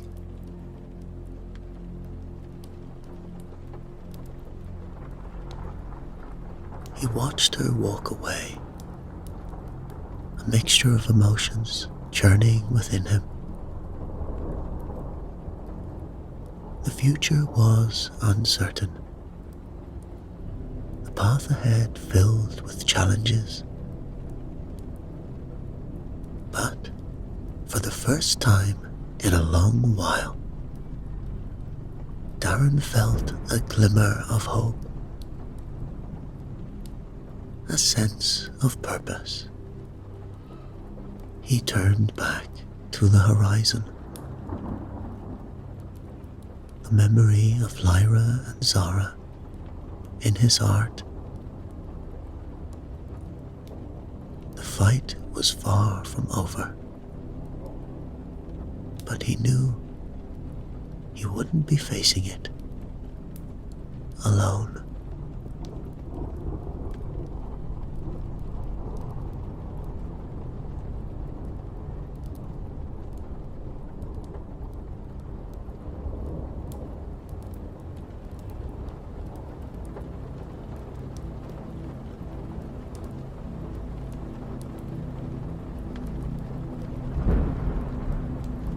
In the shadows of the galaxy, where the echoes of ancient battles still linger, the tale of the Jedi Order unfolds with threads of myth and legend. Long before the rise of the Galactic Republic, in an era shrouded by the mists of time, the first seeds of the Jedi were sown on the enigmatic world of Tython, nestled deep within the galaxy's core. It was on this primal planet that the earliest Force-sensitive beings first heard the whispers of the Ashla, the light side of the Force. These primitive seers, attuned to the ebb and flow of the cosmic energy that permeated all living things, sought to unravel the mysteries of this invisible power. They understood the Force as a source of wisdom, a well of strength from which to draw upon, and a means to manipulate the very fabric of reality itself. As the Jedi delved deeper into the secrets of the Force, they discovered ancient artifacts and ruins that hinted at the existence of a long-forgotten civilization, one that may have mastered the ways of the Force eons ago. Among these relics was a mysterious artifact known as the Tho-Yor. The Tho-Yor were mysterious pyramidal vessels that heralded the dawn of their order in 36,453 BBY. These ancient ships, pulsing with the Force, drew scattered Force sensitives to Tython, uniting them in pursuit of understanding the cosmic energy. The Tho-Yor's legacy extended beyond their arrival, guiding the Jedi through millennia until the Force ignited, birthing the schism that led to the Jedi and Sith factions. Believed to be creations of the Celestials, godlike architects of the galaxy, The Thor were instrumental in sowing the seeds of Force study, hinting at a celestial intent to foster a unified understanding of the Force across the cosmos. Before converging on Tython, the Thor resonated with the Chosen across various worlds. The Dai Bendu monks of Ando Prime to the Wookiee warriors of Kashyyyk, each sensing their vessel's part in a greater destiny. Their collective journey to Tython marked the birth of a unified Force-sensitive community. The Jedi's temples, built where the Thor rested, became sites of learning, each shaped by the wisdom and environment chosen by their respective Thor. This unity might have been the Celestials' design, aiming to create a singular, resilient beacon of the Force from the galaxy's dispersed sparks of potential. Whether by celestial will or another cosmic force, the Thor's enigma remains a cornerstone of the Jedi's legacy, embodying the unity and diversity at the heart of their journey through the Force. But as the Jedi Order grew in strength and knowledge, so too did the forces of darkness that sought to corrupt and destroy them. The followers of the Bogan, the dark side of the Force, emerged from the shadows, said to have been led by a Jedi known as Zendor. Zendor and his disciples, the Legions of Leto, believed that the true power of the Force lay in embracing one's passions and desires, rather than the strict discipline and self-control advocated by the Jedi. It is with Zendor and the dark side of the Force that our first mythical tale begins.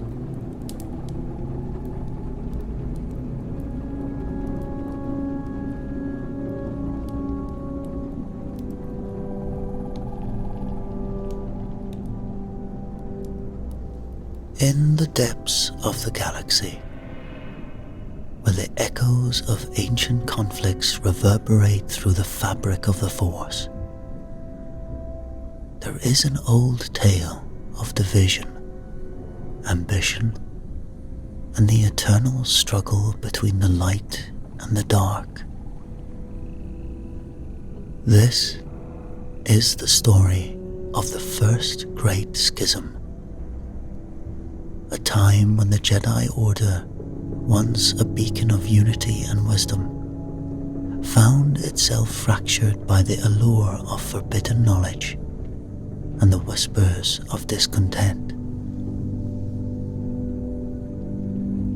On the verdant world of Tython, nestled within the heart of the deep core, the Jedi had flourished there for millennia.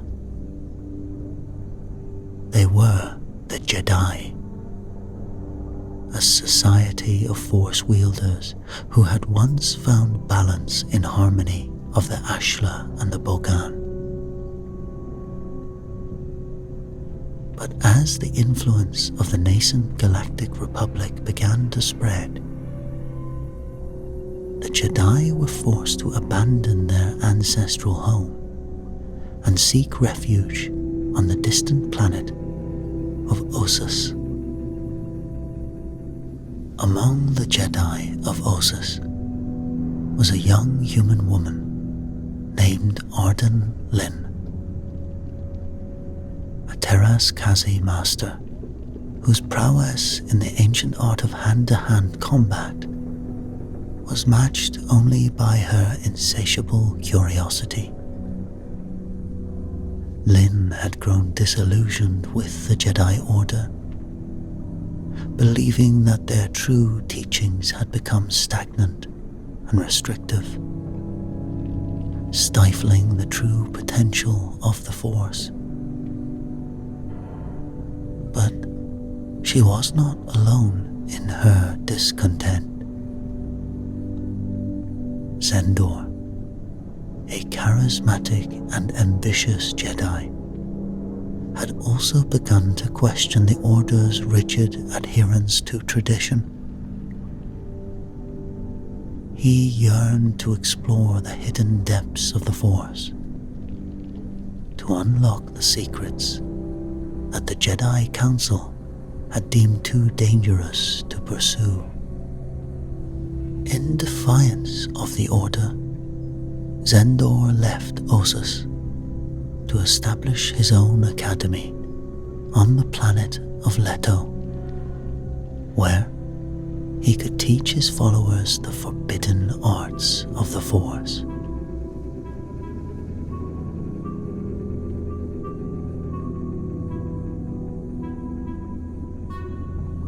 Arden Lyn, drawn to Zendor's vision and the promise of unfettered knowledge, joined him on Leto, along with a growing number of disaffected Jedi. They became known as the Legions of Leto, a brotherhood of Force users, united in their pursuit of power and their rejection of the Jedi Council's authority. Each new acolyte swore an oath of allegiance to Zendor, pledging to defend their new order and their right to explore the mysteries of the Force without restraint. As word of the Legions of Leto spread, the Jedi Council grew increasingly alarmed. They branded Zendor and his followers as heretics, a threat to the stability of the Order and the peace of the Republic. War, it seemed, was inevitable. And so, the conflict followed as the Jedi and the Legions of Leto clashed across the stars. Zendor, determined to expose what he believed to be the Jedi's hypocrisy, sought to sway the Republic to his cause. But his pleas fell on deaf ears. The Republic, still in its infancy, was unwilling to intervene in what it saw as an internal Jedi matter. And so it is said that on the core world of Kalumas, the tide of the war would turn, and in a climatic duel, Zendor faced off against a Jedi Master, Pina, a renowned warrior known as the Green Blade. Though Lyn and Zendor once admired Pina for his independence and thirst for knowledge, they now found themselves on opposite sides of the conflict. In a whirlwind of flashing sabers, Pina and Zendor fought, their blades dancing in a deadly ballet until, at last, Zendor fell, his life extinguished by the Green Blade's saber. But Zendor's death did not bring an end to the war. The Jedi, determined to root out the heresy of the Legends of Leto, launched a brutal campaign of extermination against Zendor's followers. On the planet of Leto, the Jedi and the legions clashed in a final, desperate battle. Lyn, her heart heavy with the loss of her beloved Zendor, rallied the surviving members of the legions and led them in a daring escape to the unknown regions, beyond the reach of the Republic and the Jedi.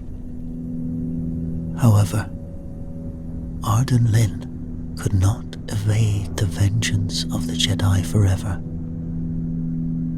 It is said the Green Blade Jedi pursued her relentlessly, tracking her across the galaxy until he finally confronted her on the remote world of Urkala. In a furious duel, Lyn channeled the dark side of the Force through an ancient artifact known as the Kashimur Talisman, unleashing a torrent of raw power born of rage, love, and despair. The talisman's dark energy, it is said, shattered the Green Blade saber and left the Jedi Master mortally wounded.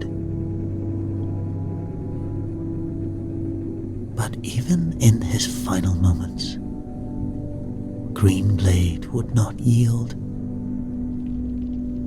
With his last breath, he unleashed the power of Morekro, a rare Force technique that could slow the body's functions to a crawl, trapping the victim in a state of suspended animation. Lyn, caught in the grip of this Force power, fell into a deep trance. Her body and mind locked in stasis for millennia to come.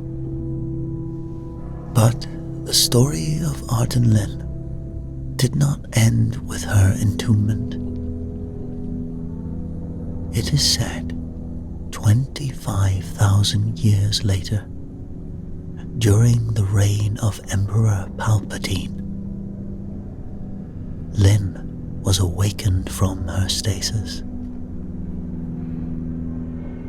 Her mind, twisted by the Dark Lord of the Sith's machinations.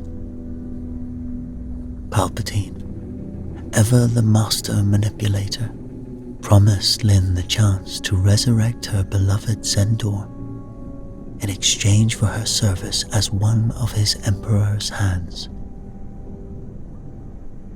Blinded by grief and the lure of Palpatine's false promises, Lyn agreed, becoming an instrument of the Empire's will. But it is said, when the truth of Palpatine's deception was finally revealed, Lyn turned against her Sith master, allaying herself with the renegade Grand Admiral Demetrius Zarin in a bid to overthrow the Emperor and seize control of the galaxy. Their plan, as with so many others who dared to challenge Palpatine, was doomed to failure, and in the end, Lyn was forced to flee. Her dreams of vengeance shattered, and her hope of reuniting with Zendor lost forever. The Emperor, enraged by Lyn's betrayal, hunted her down, his agents scouring the galaxy for any trace of the rogue Emperor's hand. In the end, there was nowhere left for Lyn to run. Palpatine's wrath was swift and terrible, and Arden Lyn, the last of the legions of Leto, was consumed by the fires of the dark side, her legacy reduced to ashes and whispers. This is the mythical tale of the first Great Schism, and it is one of ambition, forbidden knowledge, and the consequences of straying from the path of balance. It is a reminder of the eternal struggle between the light and the dark, and the danger that lies in the pursuit of power without wisdom. As we delve into the mysteries of the Force and the legends of the Jedi, let us remember the cautionary tale of Arden Lyn and Zendor, and the price they paid for their defiance. For in the end, it is not the power we yield, but the choices we make that define our destiny in the Force.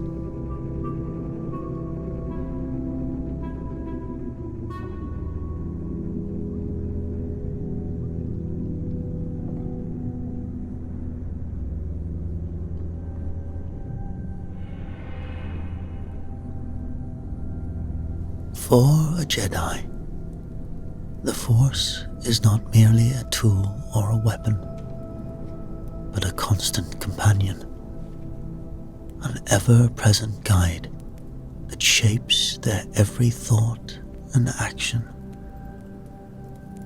It is the very breath in their lungs, the beat of their hearts, the song that thrums through their veins. To be a Jedi is to swim in the currents of the Force, to surrender oneself to its ebb and flow, and to trust in its wisdom to light the way. In the hollowed halls of the Jedi Temple, where the wisdom of the ancients is passed down from master to apprentice, the young initiates learn of the true nature of the Force. They learn that it is a power beyond mere comprehension, a cosmic energy that binds the universe together in a web of interconnectedness. As Jedi Master Odan once said, the Force is not a power to be wielded, but a presence to be felt. It is the very fabric of the universe, the warp and weft of all creations. And yet, for all its vastness and complexity, the Force is not a single monolithic entity. Rather, it expresses itself in two distinct aspects, each with its own unique qualities and manifestations. The first of these aspects is the living Force, the raw and primal energy that suffuses all living things. It is a spark of life that animates the tiniest insect and the mightiest beast, the vital essence that courses through the veins of every plant and every tree. To feel the living Force is to be attuned to the rhythms of life itself, to sense the ebb and flow of energy as it moves through the world around you.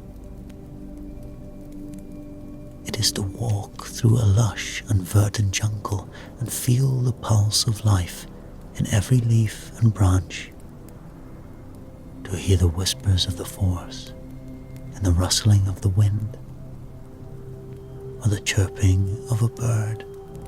For a Jedi, the living Force is the wellspring from which all their tangible abilities flow.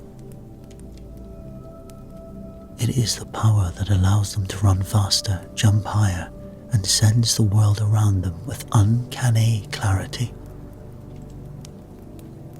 It is the energy they channel when they reach out with their minds to move objects and to soothe the emotions of others.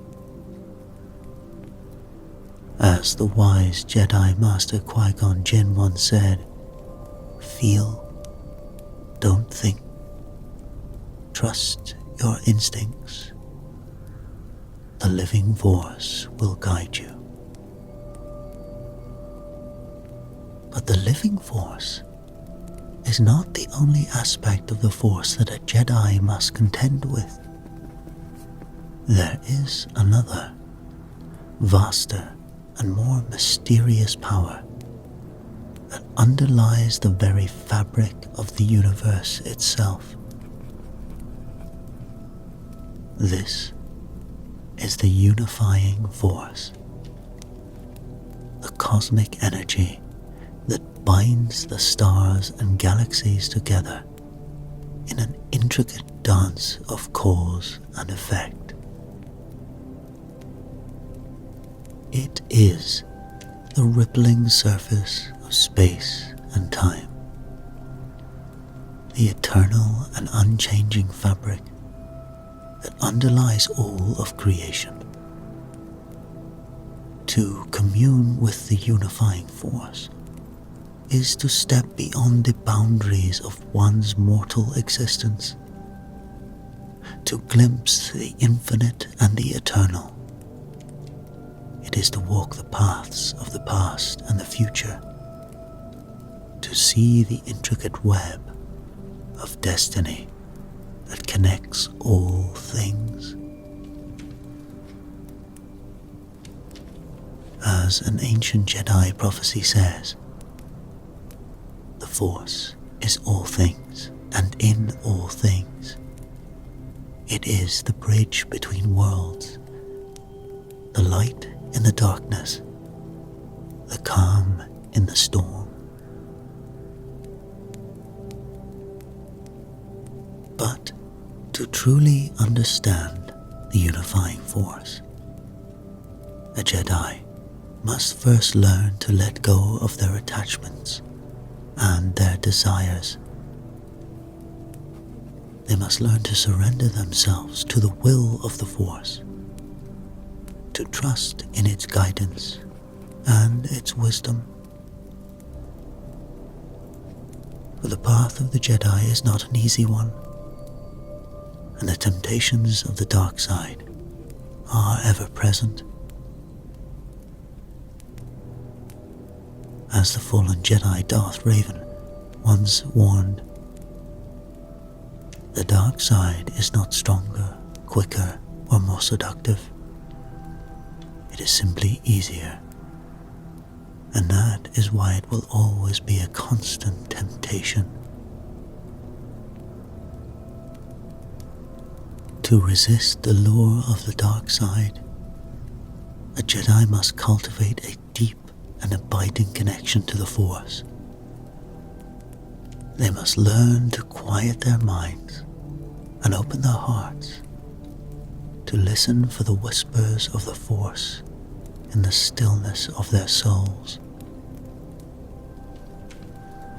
As Jedi Master Yoda once said, "Through the Force, things you will see, other places, the future, the past, old friends long gone."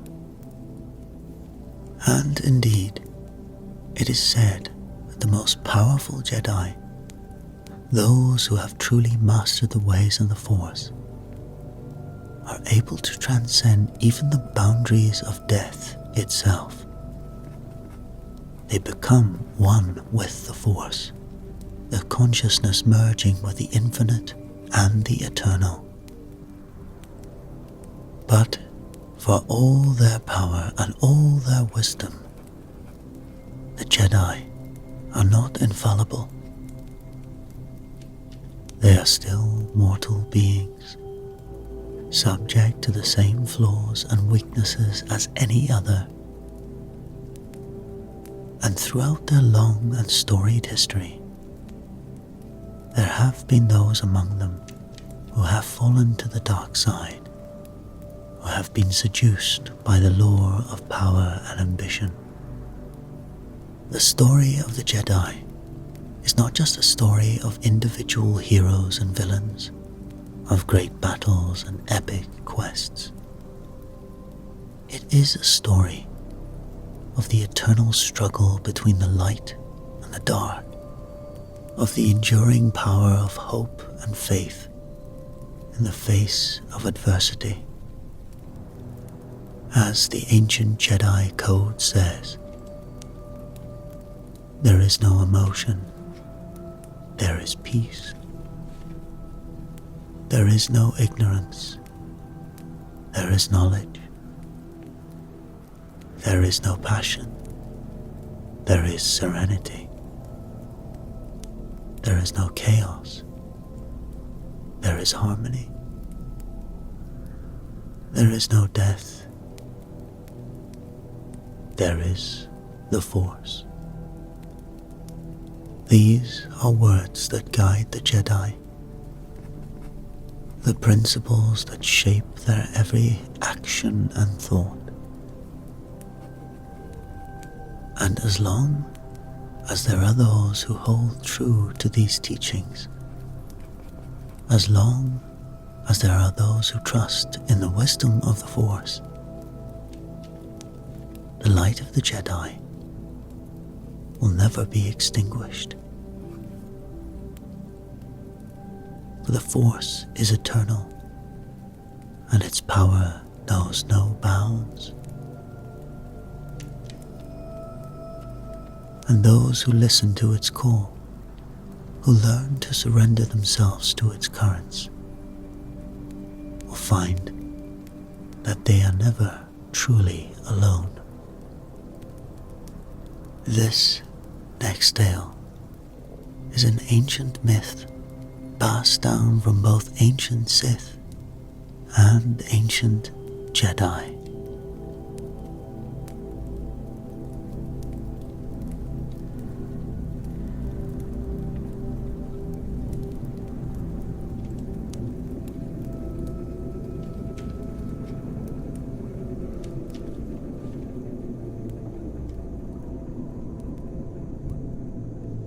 In the dawn of time, before the rise of the Galactic Republic, the galaxy was a vast and uncharted expanse, a canvas of infinite darkness, punctuated by the faint glimmer of distant stars. In this primordial epoch, the Force, the eternal energy that binds all living things, existed in a state of perfect harmony, a delicate balance between the light and the shadow, neither aspect dominating the other. The Force, in its wisdom, called out to the inhabitants of the galaxy, drawing them to its luminous presence and teaching them the ways of peace, compassion, and healing. These first adherents of the Force's light side became the galaxy's earliest champions of justice, dedicating themselves to maintaining the delicate balance that allowed life to flourish across the stars. They traveled the length and breadth of the galaxy, guided by the gentle whispers of the Force, seeking out those who were in need of their aid. With each act of kindness, each gesture of compassion, they strengthened the light side of the Force, weaving a tapestry of harmony that stretched from one end of the galaxy to the other. Yet, as with all things in the universe, where there is light, there must also be shadow. The Force's dark side, seductive and powerful, began to whisper to those whose hearts were filled with ambition and a craving for power. It offered them strength to bend the will of others to their own desires, to dominate and control the destiny of the galaxy. These individuals, tempted by the promises of the dark side, learned to wield its power, twisting the Force to their own ends. As the influence of the dark side grew, the balance of the Force began to shift, tipping ever more towards the shadow. The once peaceful galaxy was plunged into an age of conflict and strife, as the adherents of the light and the disciples of the dark clashed in a struggle that threatened to tear the very fabric of reality asunder. Sensing the growing imbalance and the destruction it wrought, a wise and powerful figure, known only as the Ancient Sage, emerged from the mists of legend. The sage had long studied the ways of the Force, seeking to understand its deepest mysteries and the delicate balance that held the galaxy together. Determined to restore harmony to the Force and teach a crucial lesson to all those sensitive to its presence, the Ancient Sage gathered the Force users from across the galaxy, bringing them to a tranquil world untouched by the ravages of conflict. There, amidst the serene beauty of nature, the sage led them to a small pool of still water. Its surface, a perfect mirror reflecting the vast expanse of the sky above. "Behold," the sage said, their voice gentle yet filled with an undeniable authority. "The Force, in its purest essence, is like this pool, calm, serene, and perfectly balanced. Only when the light and the shadow exist in harmony can the Force truly be at peace."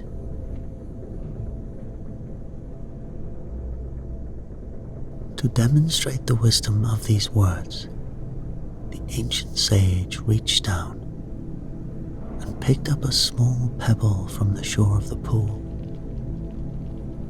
With a simple flick of their wrist, the sage cast the pebble into the center of the still water, watching as it broke the surface with a soft splash. Instantly, the once perfect reflection of the sky above was shattered, replaced by a chaos of ripples and distortions that spread outward from the point of impact. The image of the sky became warped and twisted, its beauty lost in the turbulence of the water. This is what happens when one aspect of the Force dominates over the other, Sage explained, their eyes fixed on the churning water. When the light grows too strong, unchecked by the shadow, it becomes blinding, arrogant, and complacent. It loses its way, forgetting the very balance that gives it purpose. As the ripples began to subside, the ancient sage continued, and when the shadow grows too powerful, unopposed by the light, it becomes cruel, destructive, and all-consuming. It seeks only to dominate, to blend all of life to its will,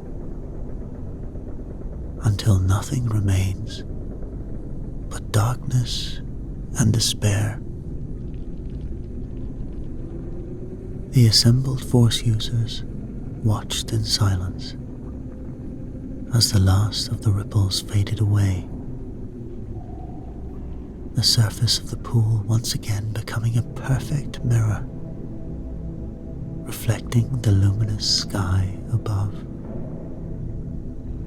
In that moment, they understood the true meaning of the sage's words, the profound wisdom that lay at the heart of the Force itself.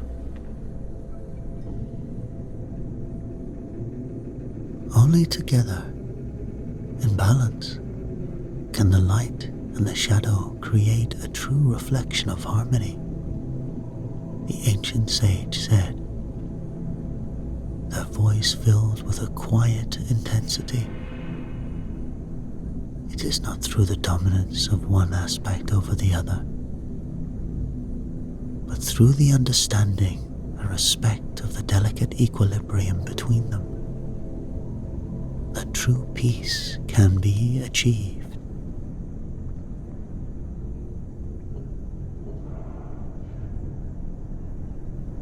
This lesson of the ancient sage was spread throughout the galaxy, passed down from master to student, from generation to generation.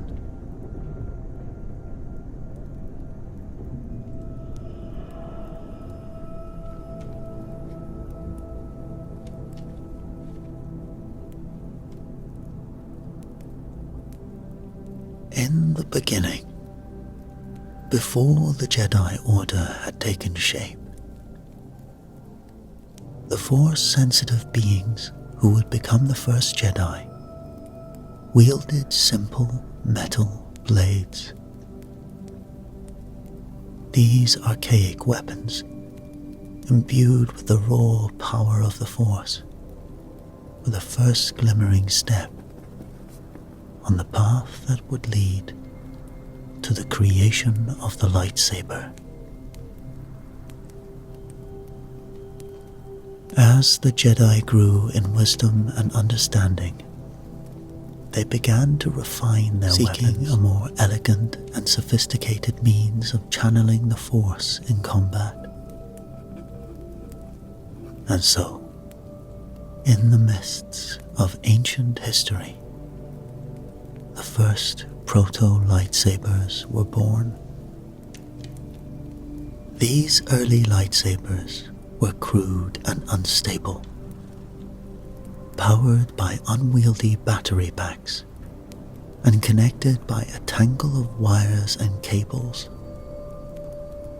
But even in their imperfection, they represented a quantum leap forward in the evolution of the Jedi's signature weapon. It was not until the discovery of the Kyber crystals that the lightsaber truly came into its own. These rare and powerful gems, imbued with the very essence of the Force, became the heart and soul of the lightsaber. Each Kyber crystal is unique, attuned to the Force in its own special way.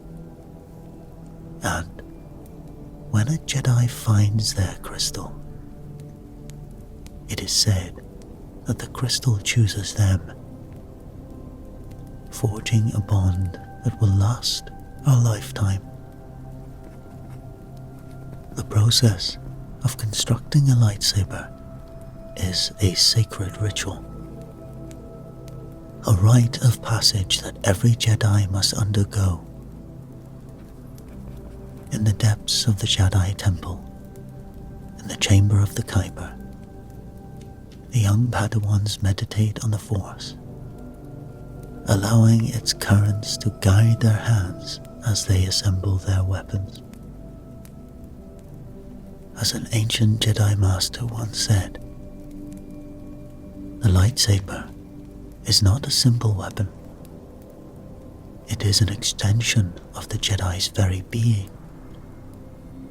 a reflection of their connection to the Force. And indeed, the color of a Jedi's lightsaber blade is a window into their soul, a manifestation of their deepest nature and identity. Blue, the color of the Guardian, the Jedi who focuses on martial prowess and physical combat. Green, the color of the Consular, the Jedi who seeks to resolve conflicts through diplomacy and wisdom. But there are other colors as well, each with its own special meaning. Yellow is the color of the Sentinel, the Jedi who walks the line between the light and the dark. Purple is the color of the rare and powerful Jedi who have learned to balance the two sides of the Force within themselves. And then there are the Sith, the ancient enemies of the Jedi who wield lightsabers of crimson red. These weapons, powered by synthetic Kyber crystals, have been twisted and corrupted by the dark side, and are a symbol of the Sith's lust for power and domination. But why were lightsabers created in the first place? What drove the Jedi to seek out such a powerful and sophisticated weapon? The answer, as with so many things in the galaxy, is shrouded in myth and legend. Some say that the lightsabers were a gift from the Force itself, bestowed upon the Jedi as a symbol of their sacred duty to protect the innocent and uphold justice. Others believe that lightsabers were created in response to a great and terrible threat, a dark power that threatened to engulf the galaxy in shadow. According to this legend, the first Jedi Master, a wise and powerful being known only as the Prime Jedi, foresaw the coming of darkness and knew that the Jedi would need a weapon capable of standing against it.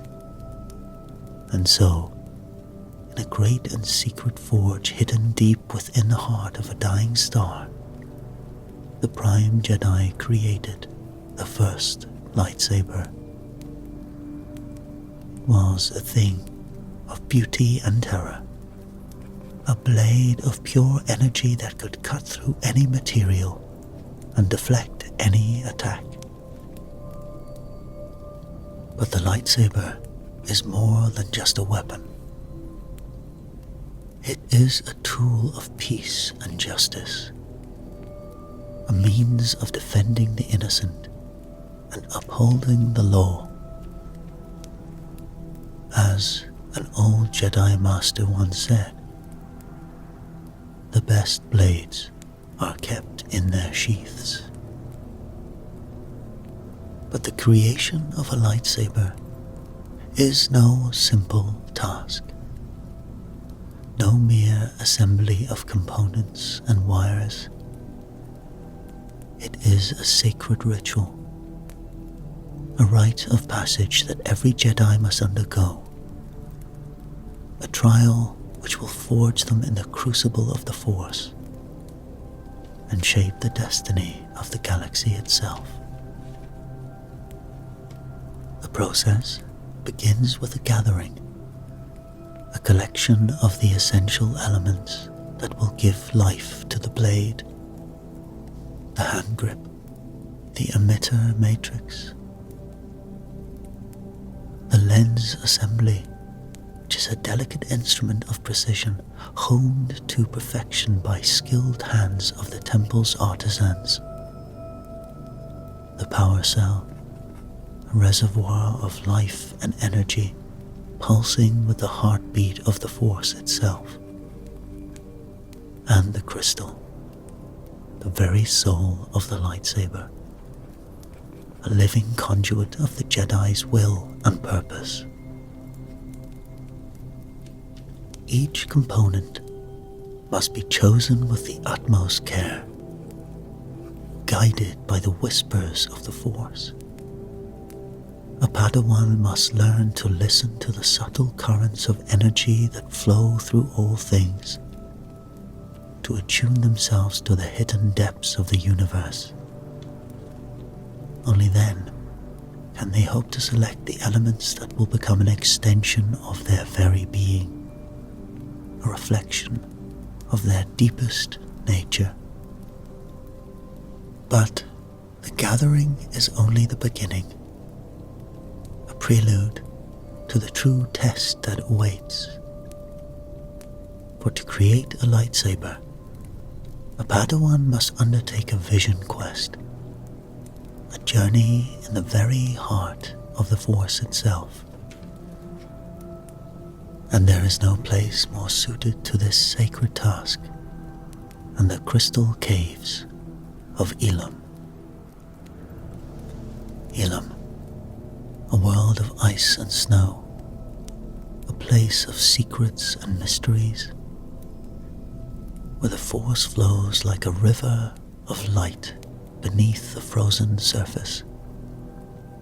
It is here that the Jedi come, seeking crystals that will power their blades. In the depths of the caves, a Padawan must face themselves, must confront the shadows that lurk within their own heart. They must meditate. They must surrender themselves to the will of the Force, letting it guide them to the crystal that is meant for them alone. It is a test of faith, a trial of the spirit, a crucible in which the true nature of the Jedi is revealed.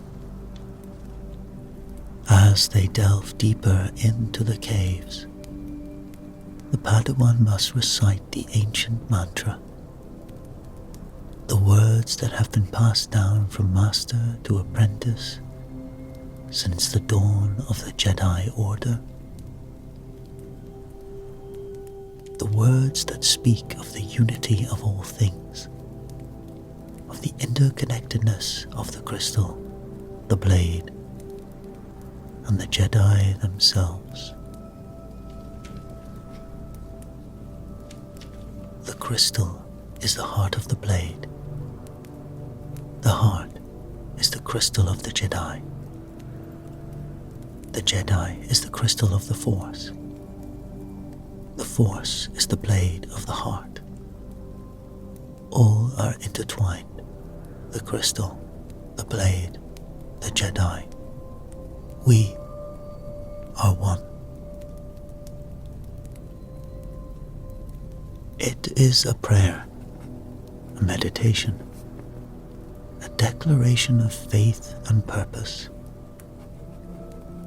And as the words echo through the caverns, as they resonate with the very essence of the Force itself, the Padawan begins to understand the true meaning of their journey. For the creation of a lightsaber is not simply a test of skill or knowledge, but a test of the very soul. A moment of transformation, point of no return, where the Padawan must confront the darkness within themselves and emerge as a true Jedi, servant of the light. And so, with the crystal in hand, the Padawan returns to the temple, to the final stage of their trial. In a chamber of silence and solitude, they must assemble the components of their blade, must fuse them together on a molecular level through the precise application of the Force. It is a task that requires absolute focus, clarity of mind and purpose that can be achieved only through the deepest meditation. Slightest error, tiniest misalignment, the saber may explode upon activation. But if the Padawan succeeds, if they can bring the disparate elements into harmony, into a perfect unity of form and function, then they will have created something more than just a weapon. They will have forged the symbol of their own identity, a reflection of their innermost being, a tool of justice and peace that will serve them for a lifetime. This next tale is an old myth and tells us of an interesting lightsaber that was forged both with the light and the dark.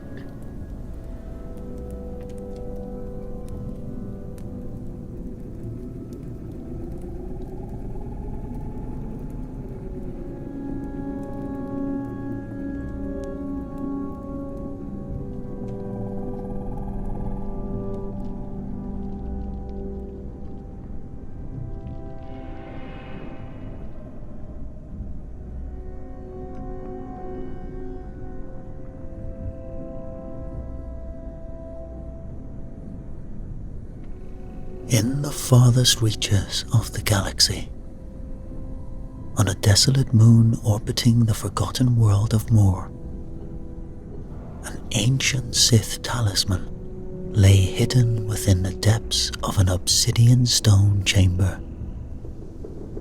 The air within the chamber was thick with the oppressive weight of the dark side, a palpable malevolence that seemed to seep from the very walls themselves. Jedi Master Raf Naran stood at the chamber's entrance,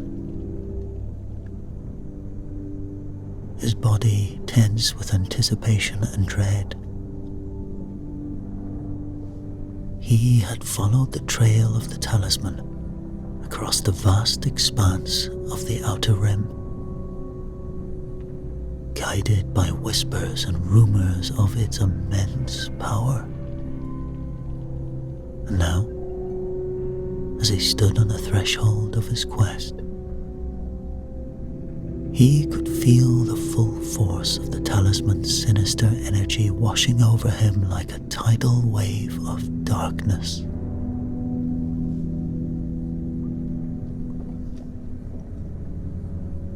talisman pulsed with a sickening crimson glow, its light casting twisted shadows across the chamber's uneven walls. It was as if the very heart of the dark side had been given physical form, a tangible manifestation of the corruption and decay that lay at the core of the Sith's teachings.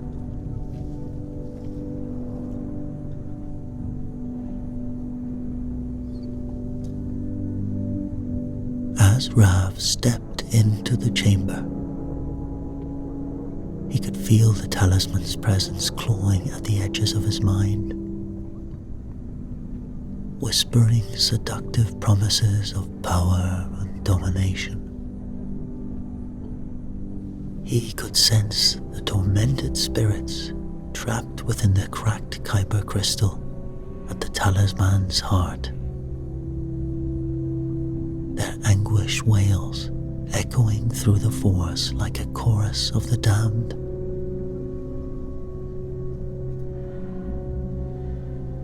The Jedi Master knew that he was treading on dangerous ground.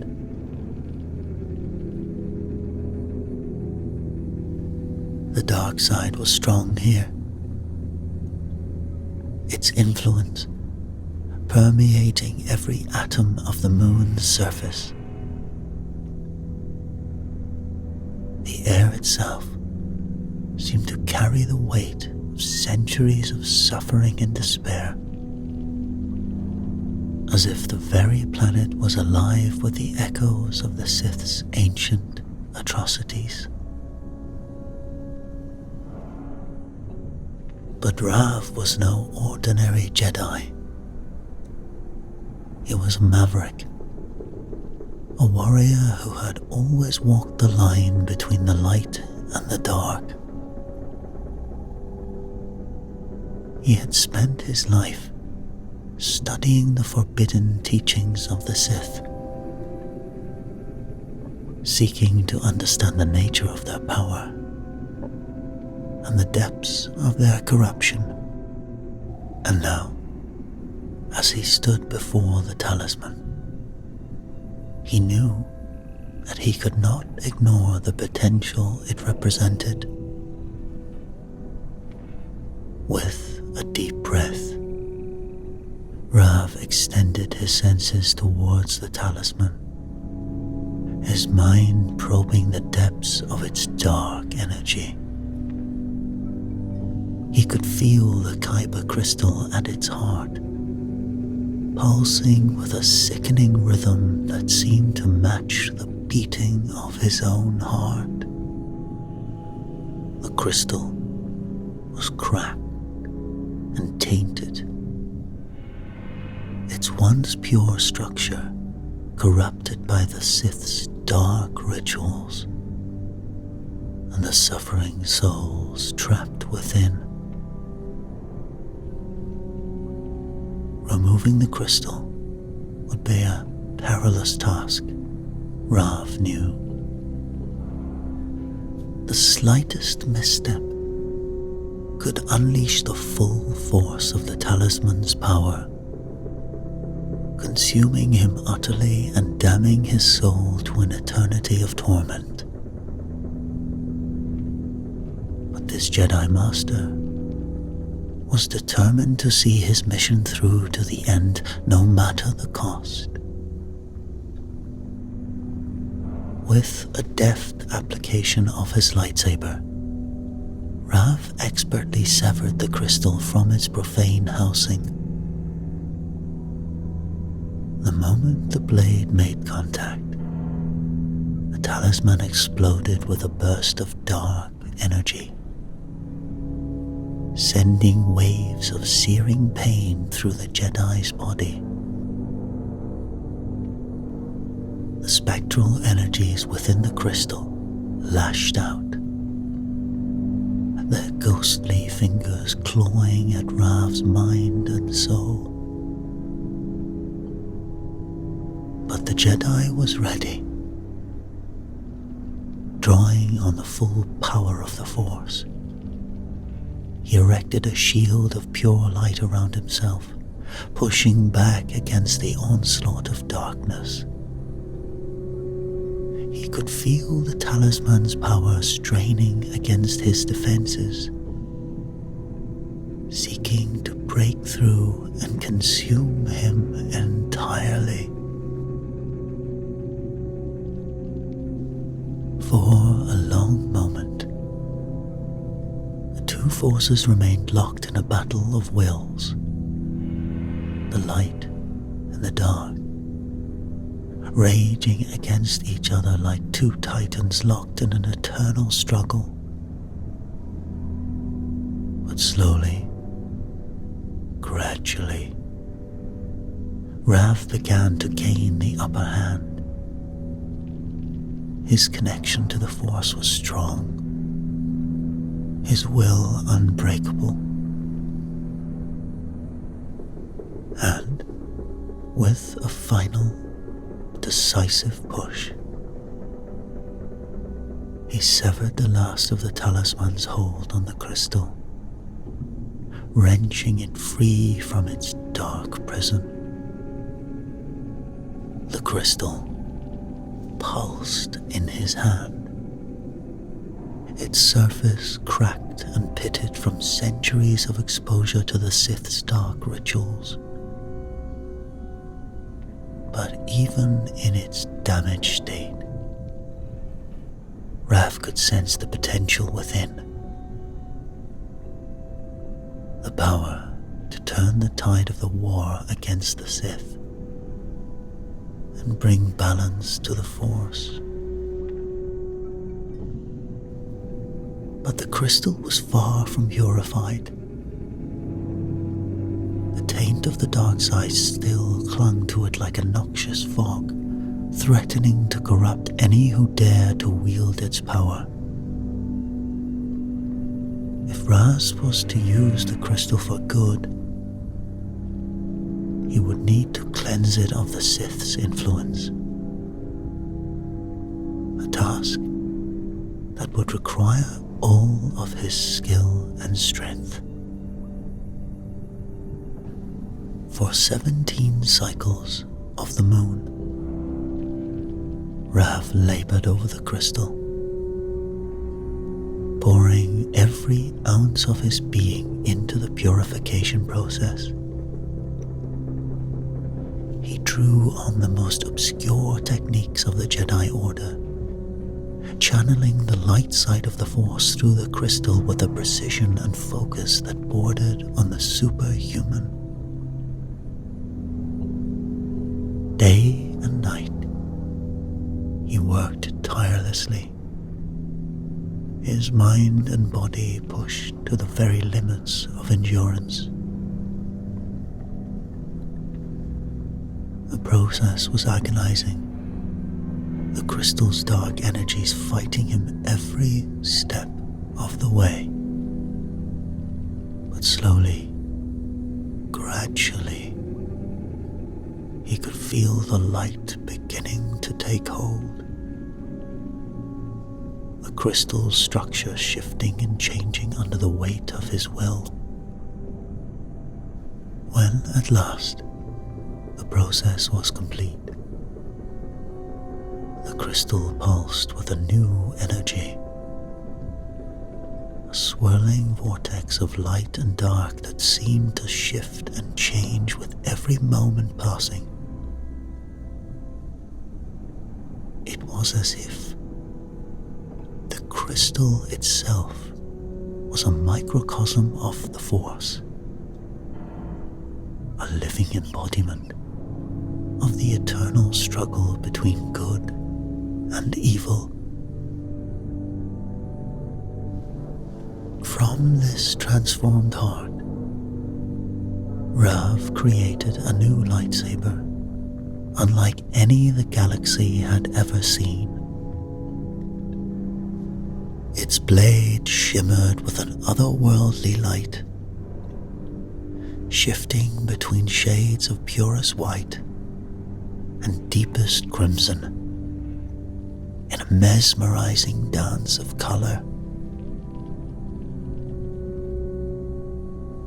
When ignited, the saber seemed to hum with a power that went beyond mere technology. A power that spoke of the Force itself made manifest.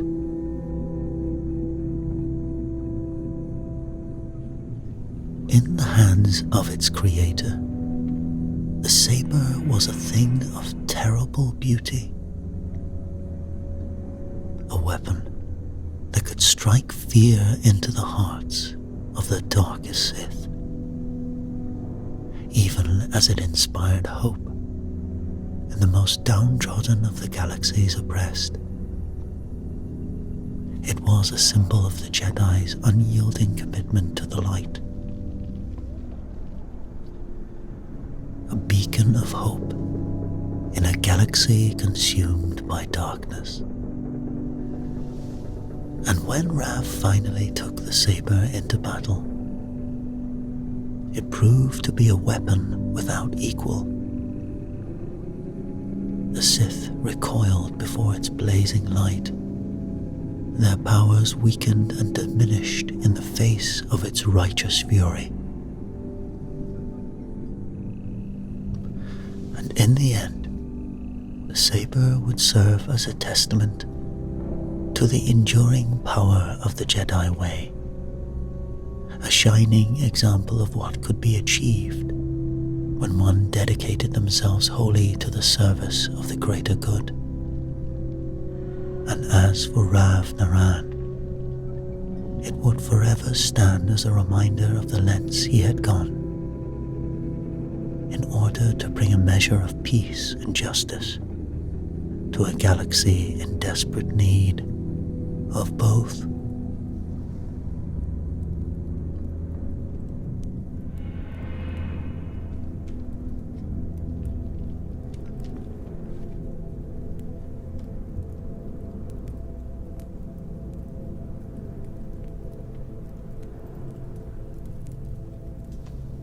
The Jedi are taught to meditate at every opportunity, to seize even the briefest moments of stillness and quiet, to center themselves and renew their connection to the living energy that surrounds them. In the early days of their training, the initiates are expected to meditate 5 times a day. But even this is not enough. They must learn to carry the practice with them always, to find the stillness within themselves, even in the midst of chaos and turmoil. Whether waiting outside a training chamber or caught in the midst of a heated debate, the Jedi must always be ready to step back from the world and find their center in the Force. As they progress in their training, the Jedi learn to achieve ever deeper states of meditation, each one a portal to a new level of understanding and power. In the emptiness of empty meditation, they learn to let go of their emotions and attachments, to step back from the world and see it with the clear eyes of the Force. In the focused intensity of moving meditation, they learn to channel their energy and attention into a single task, to find the flow of the Force, even in the most mundane of activities. But it is in the transcendent heights of rising meditation that the Jedi truly begin to glimpse the full scope of their potential. In this state, they feel their consciousness expand beyond the limits of their physical form, until, they are one with the Force itself. They may find themselves levitating off the ground, or they may hear the whispers of the unifying Force, the great cosmic melody that sings past, present, and future, all at once. For those who struggle to find their way in meditation, the Jedi Temple offers many aids and resources. There are meditation chambers that shut out all external stimuli, allowing the Jedi to focus entirely on their inner world. And there is the Room of 1,000 Fountains, where the gentle sound of falling water can soothe even the most turbulent of mind. But ultimately, the path to self-discipline and mastery is one that each Jedi must walk alone.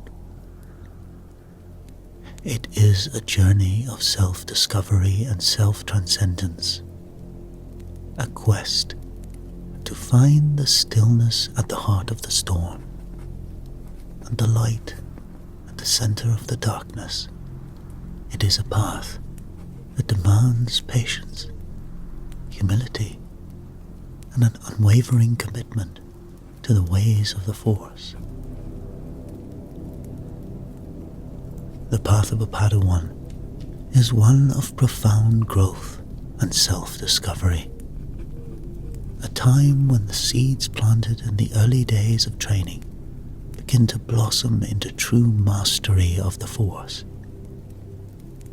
As young Jedi shed the mantle of the initiate and step into the role of the apprentice, they find themselves immersed in a world of new challenges and opportunities, a world where the discipline of sense takes center stage. For the Padawan, the art of sense is not merely an extension of the control they have honed in their early years, but a gateway to a deeper, more profound understanding of the living Force and their place within it. As they extend their perceptions beyond the confines of their own bodies and minds, they begin to feel the pulse of the universe itself. This awakening is a moment of profound revelation, a breakthrough that can shake the very foundations of a Padawan's understanding. Suddenly, the Force is no longer an abstract concept or a distant ideal, but a tangible, living presence that suffuses every aspect of their being. It is as natural and instinctive as breathing, as much a part of them as their own heartbeat. With this newfound awareness comes a host of new abilities and techniques,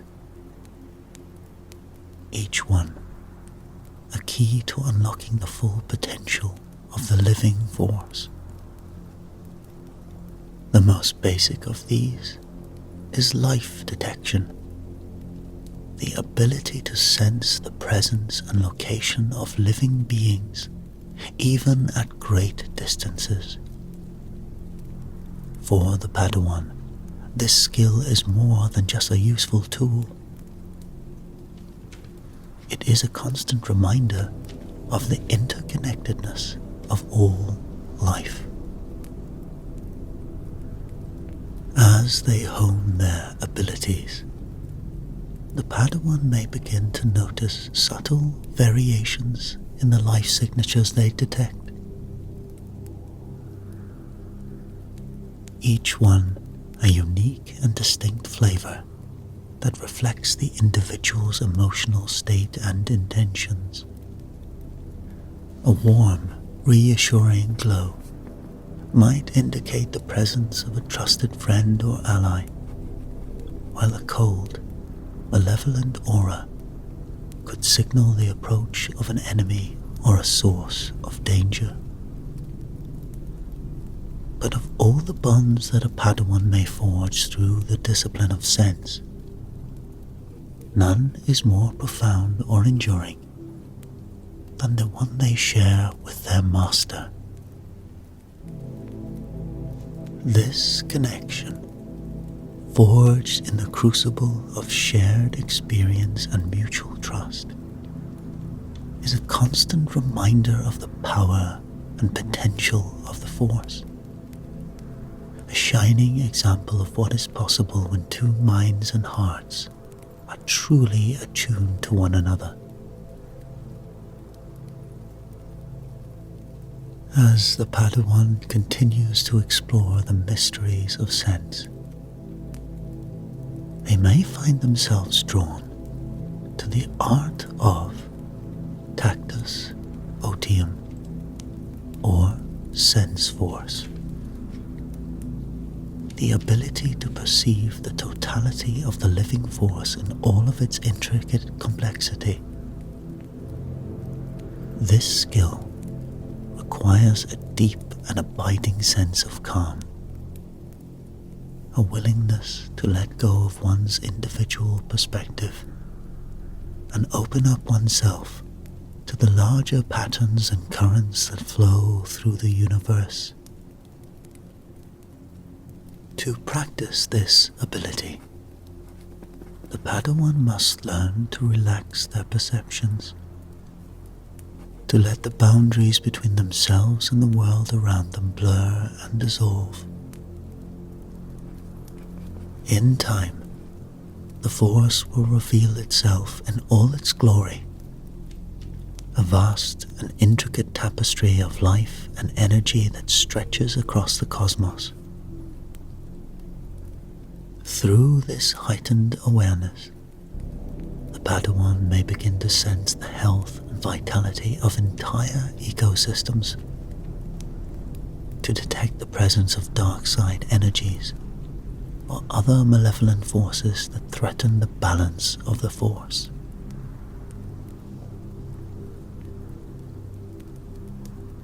But the discipline of sense is not limited to the perception of external phenomena alone.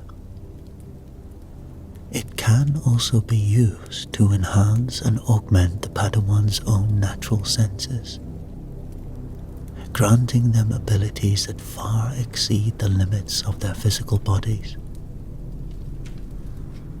This application of the Force is known as magnifying the senses, and it is a skill that many Padawans struggle to master. The key to success in this area lies in letting go of one's preconceptions and expectations. For those who need extra guidance, the practice of Force-boosted hearing can be a powerful tool, a way to focus the mind and attune oneself to the subtle vibrations and energies that permeate the world around them.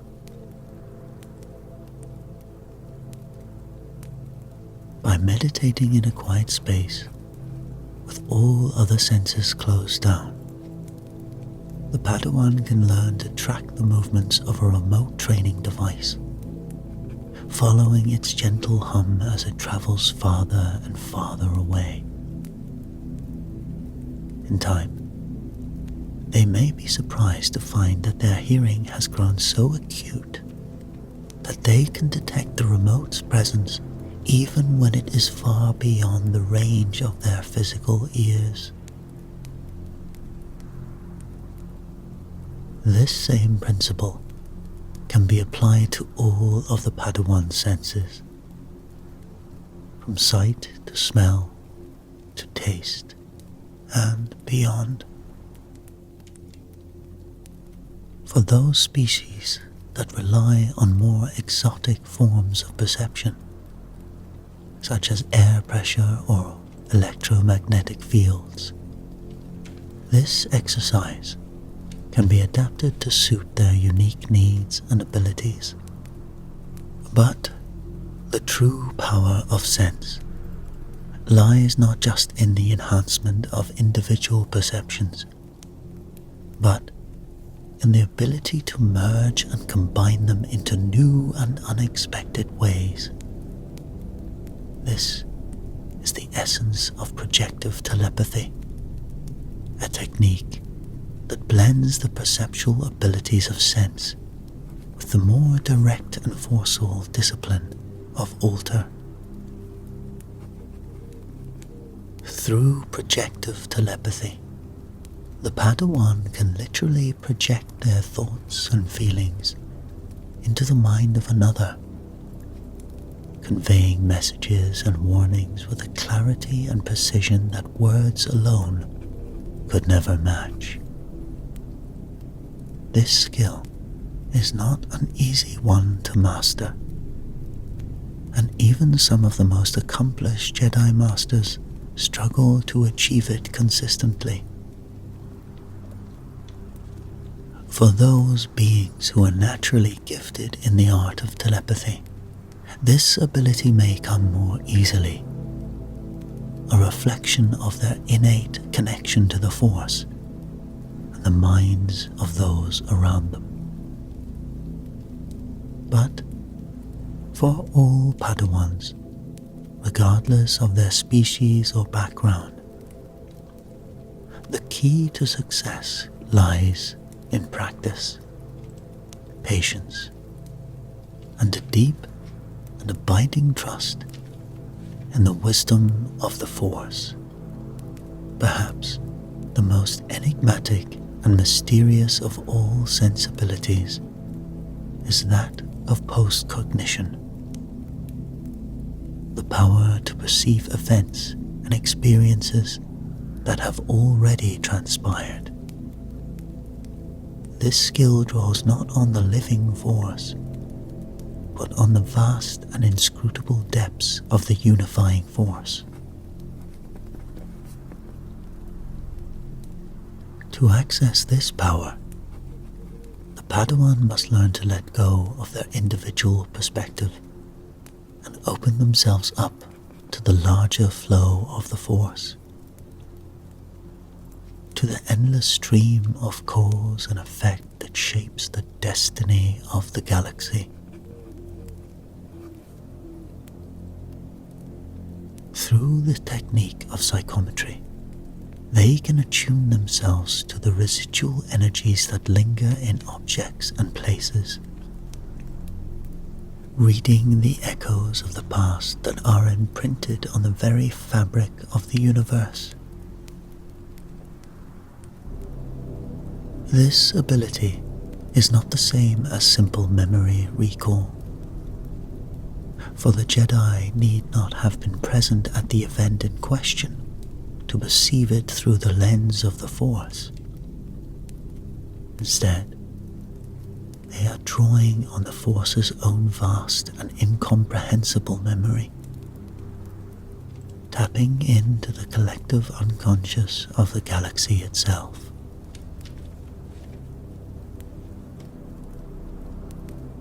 As the Padawan grows and develops in their understanding of sense, they may find their perceptions of the world around them begin to change in profound and unexpected ways.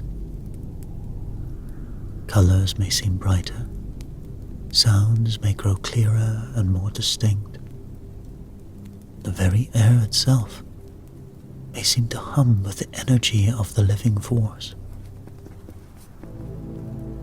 But some can have unique senses that no other Jedis can possess.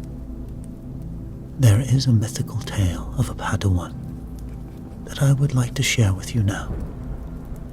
a Padawan who possessed very special senses indeed.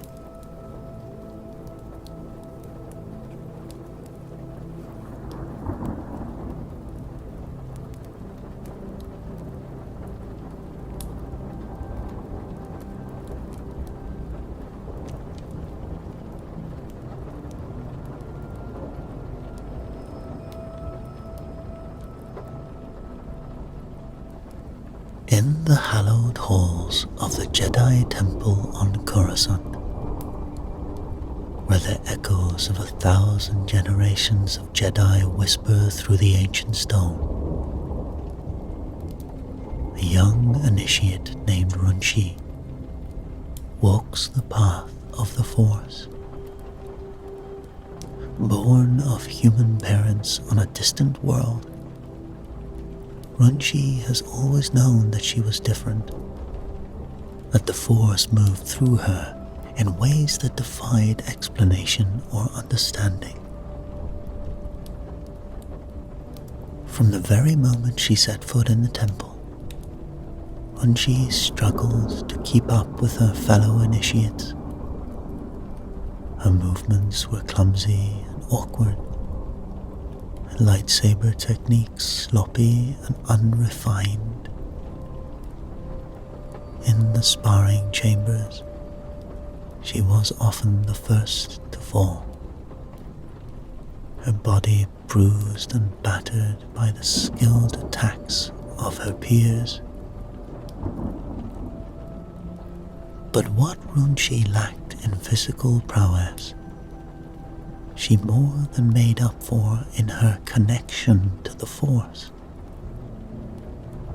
Her senses were alive in ways that few could comprehend, attuned to the subtlest fluctuations in energy that suffused the world around her. For Runchi, the Force was not just a tool or a weapon, but a way of experiencing and living in the world in its infinite complexity. When she closed her eyes and reached out in her mind, she could see the temple in ways that no one else could. Shimmering world of light and sound and motion that danced before her inner eye. She could feel the heat of 1,000 tiny flames in the meditation chambers, each one a beacon of focus and clarity in the Force. She could hear the whispered prayers of Jedi Masters as they knelt before the ancient statues of the temple's founders, their voices echoing through the halls like a chorus of gentle rain.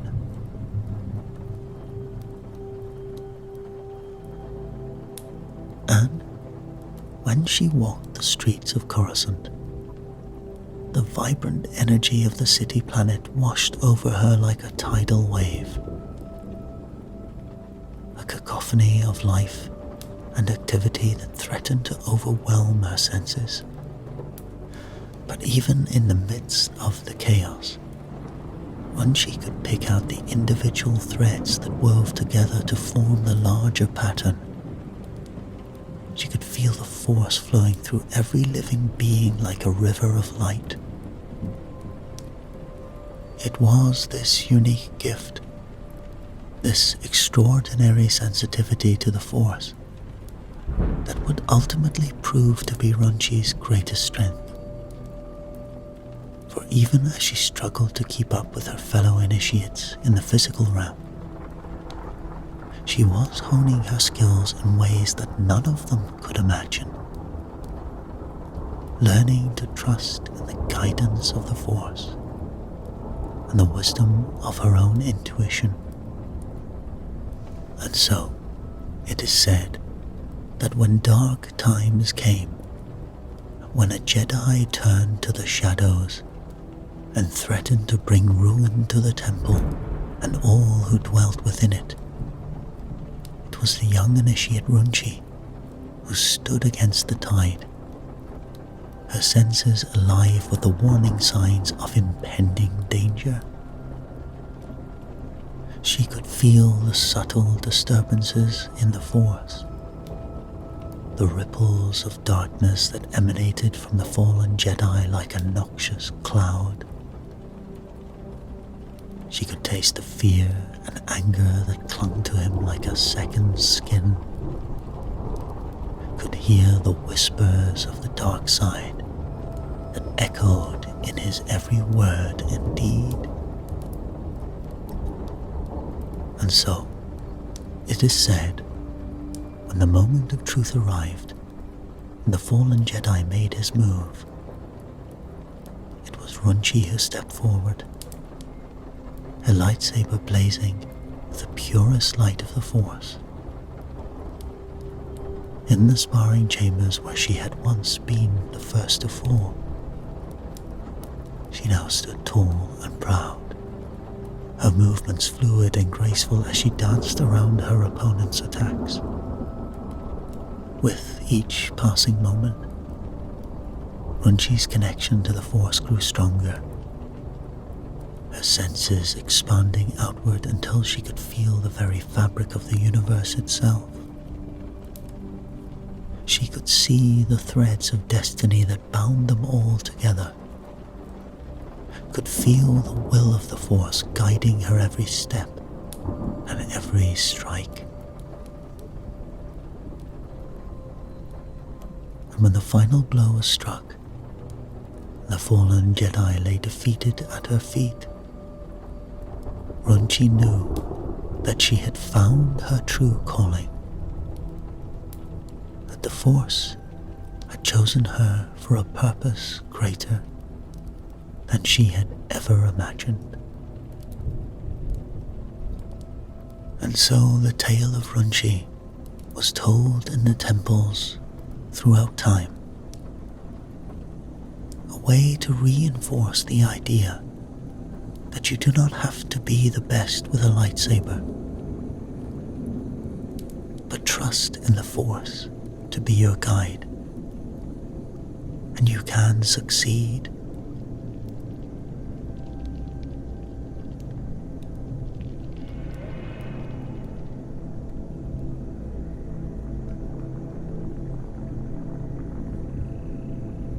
As the ancient tales of the Jedi fade into the mists of time, their legacy endures, a beacon of hope and inspiration for all those who would follow in their footsteps. Through the long centuries of peace and the dark years of war, through the rise and fall of empires, the endless cycle of life and death, the Jedi have remained a constant presence, a guardian of the light in a galaxy too often consumed by darkness.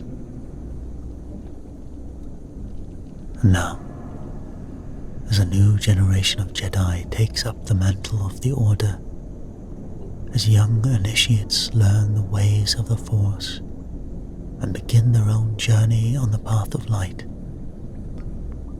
the future of the galaxy rests in their hands.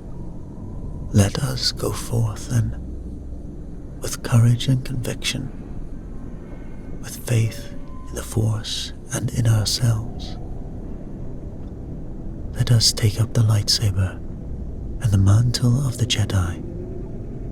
Let us become the guardians of peace and justice the galaxy so desperately needs. And may the Force be with us all, now and always, as we walk the path of the light and the way of the Jedi.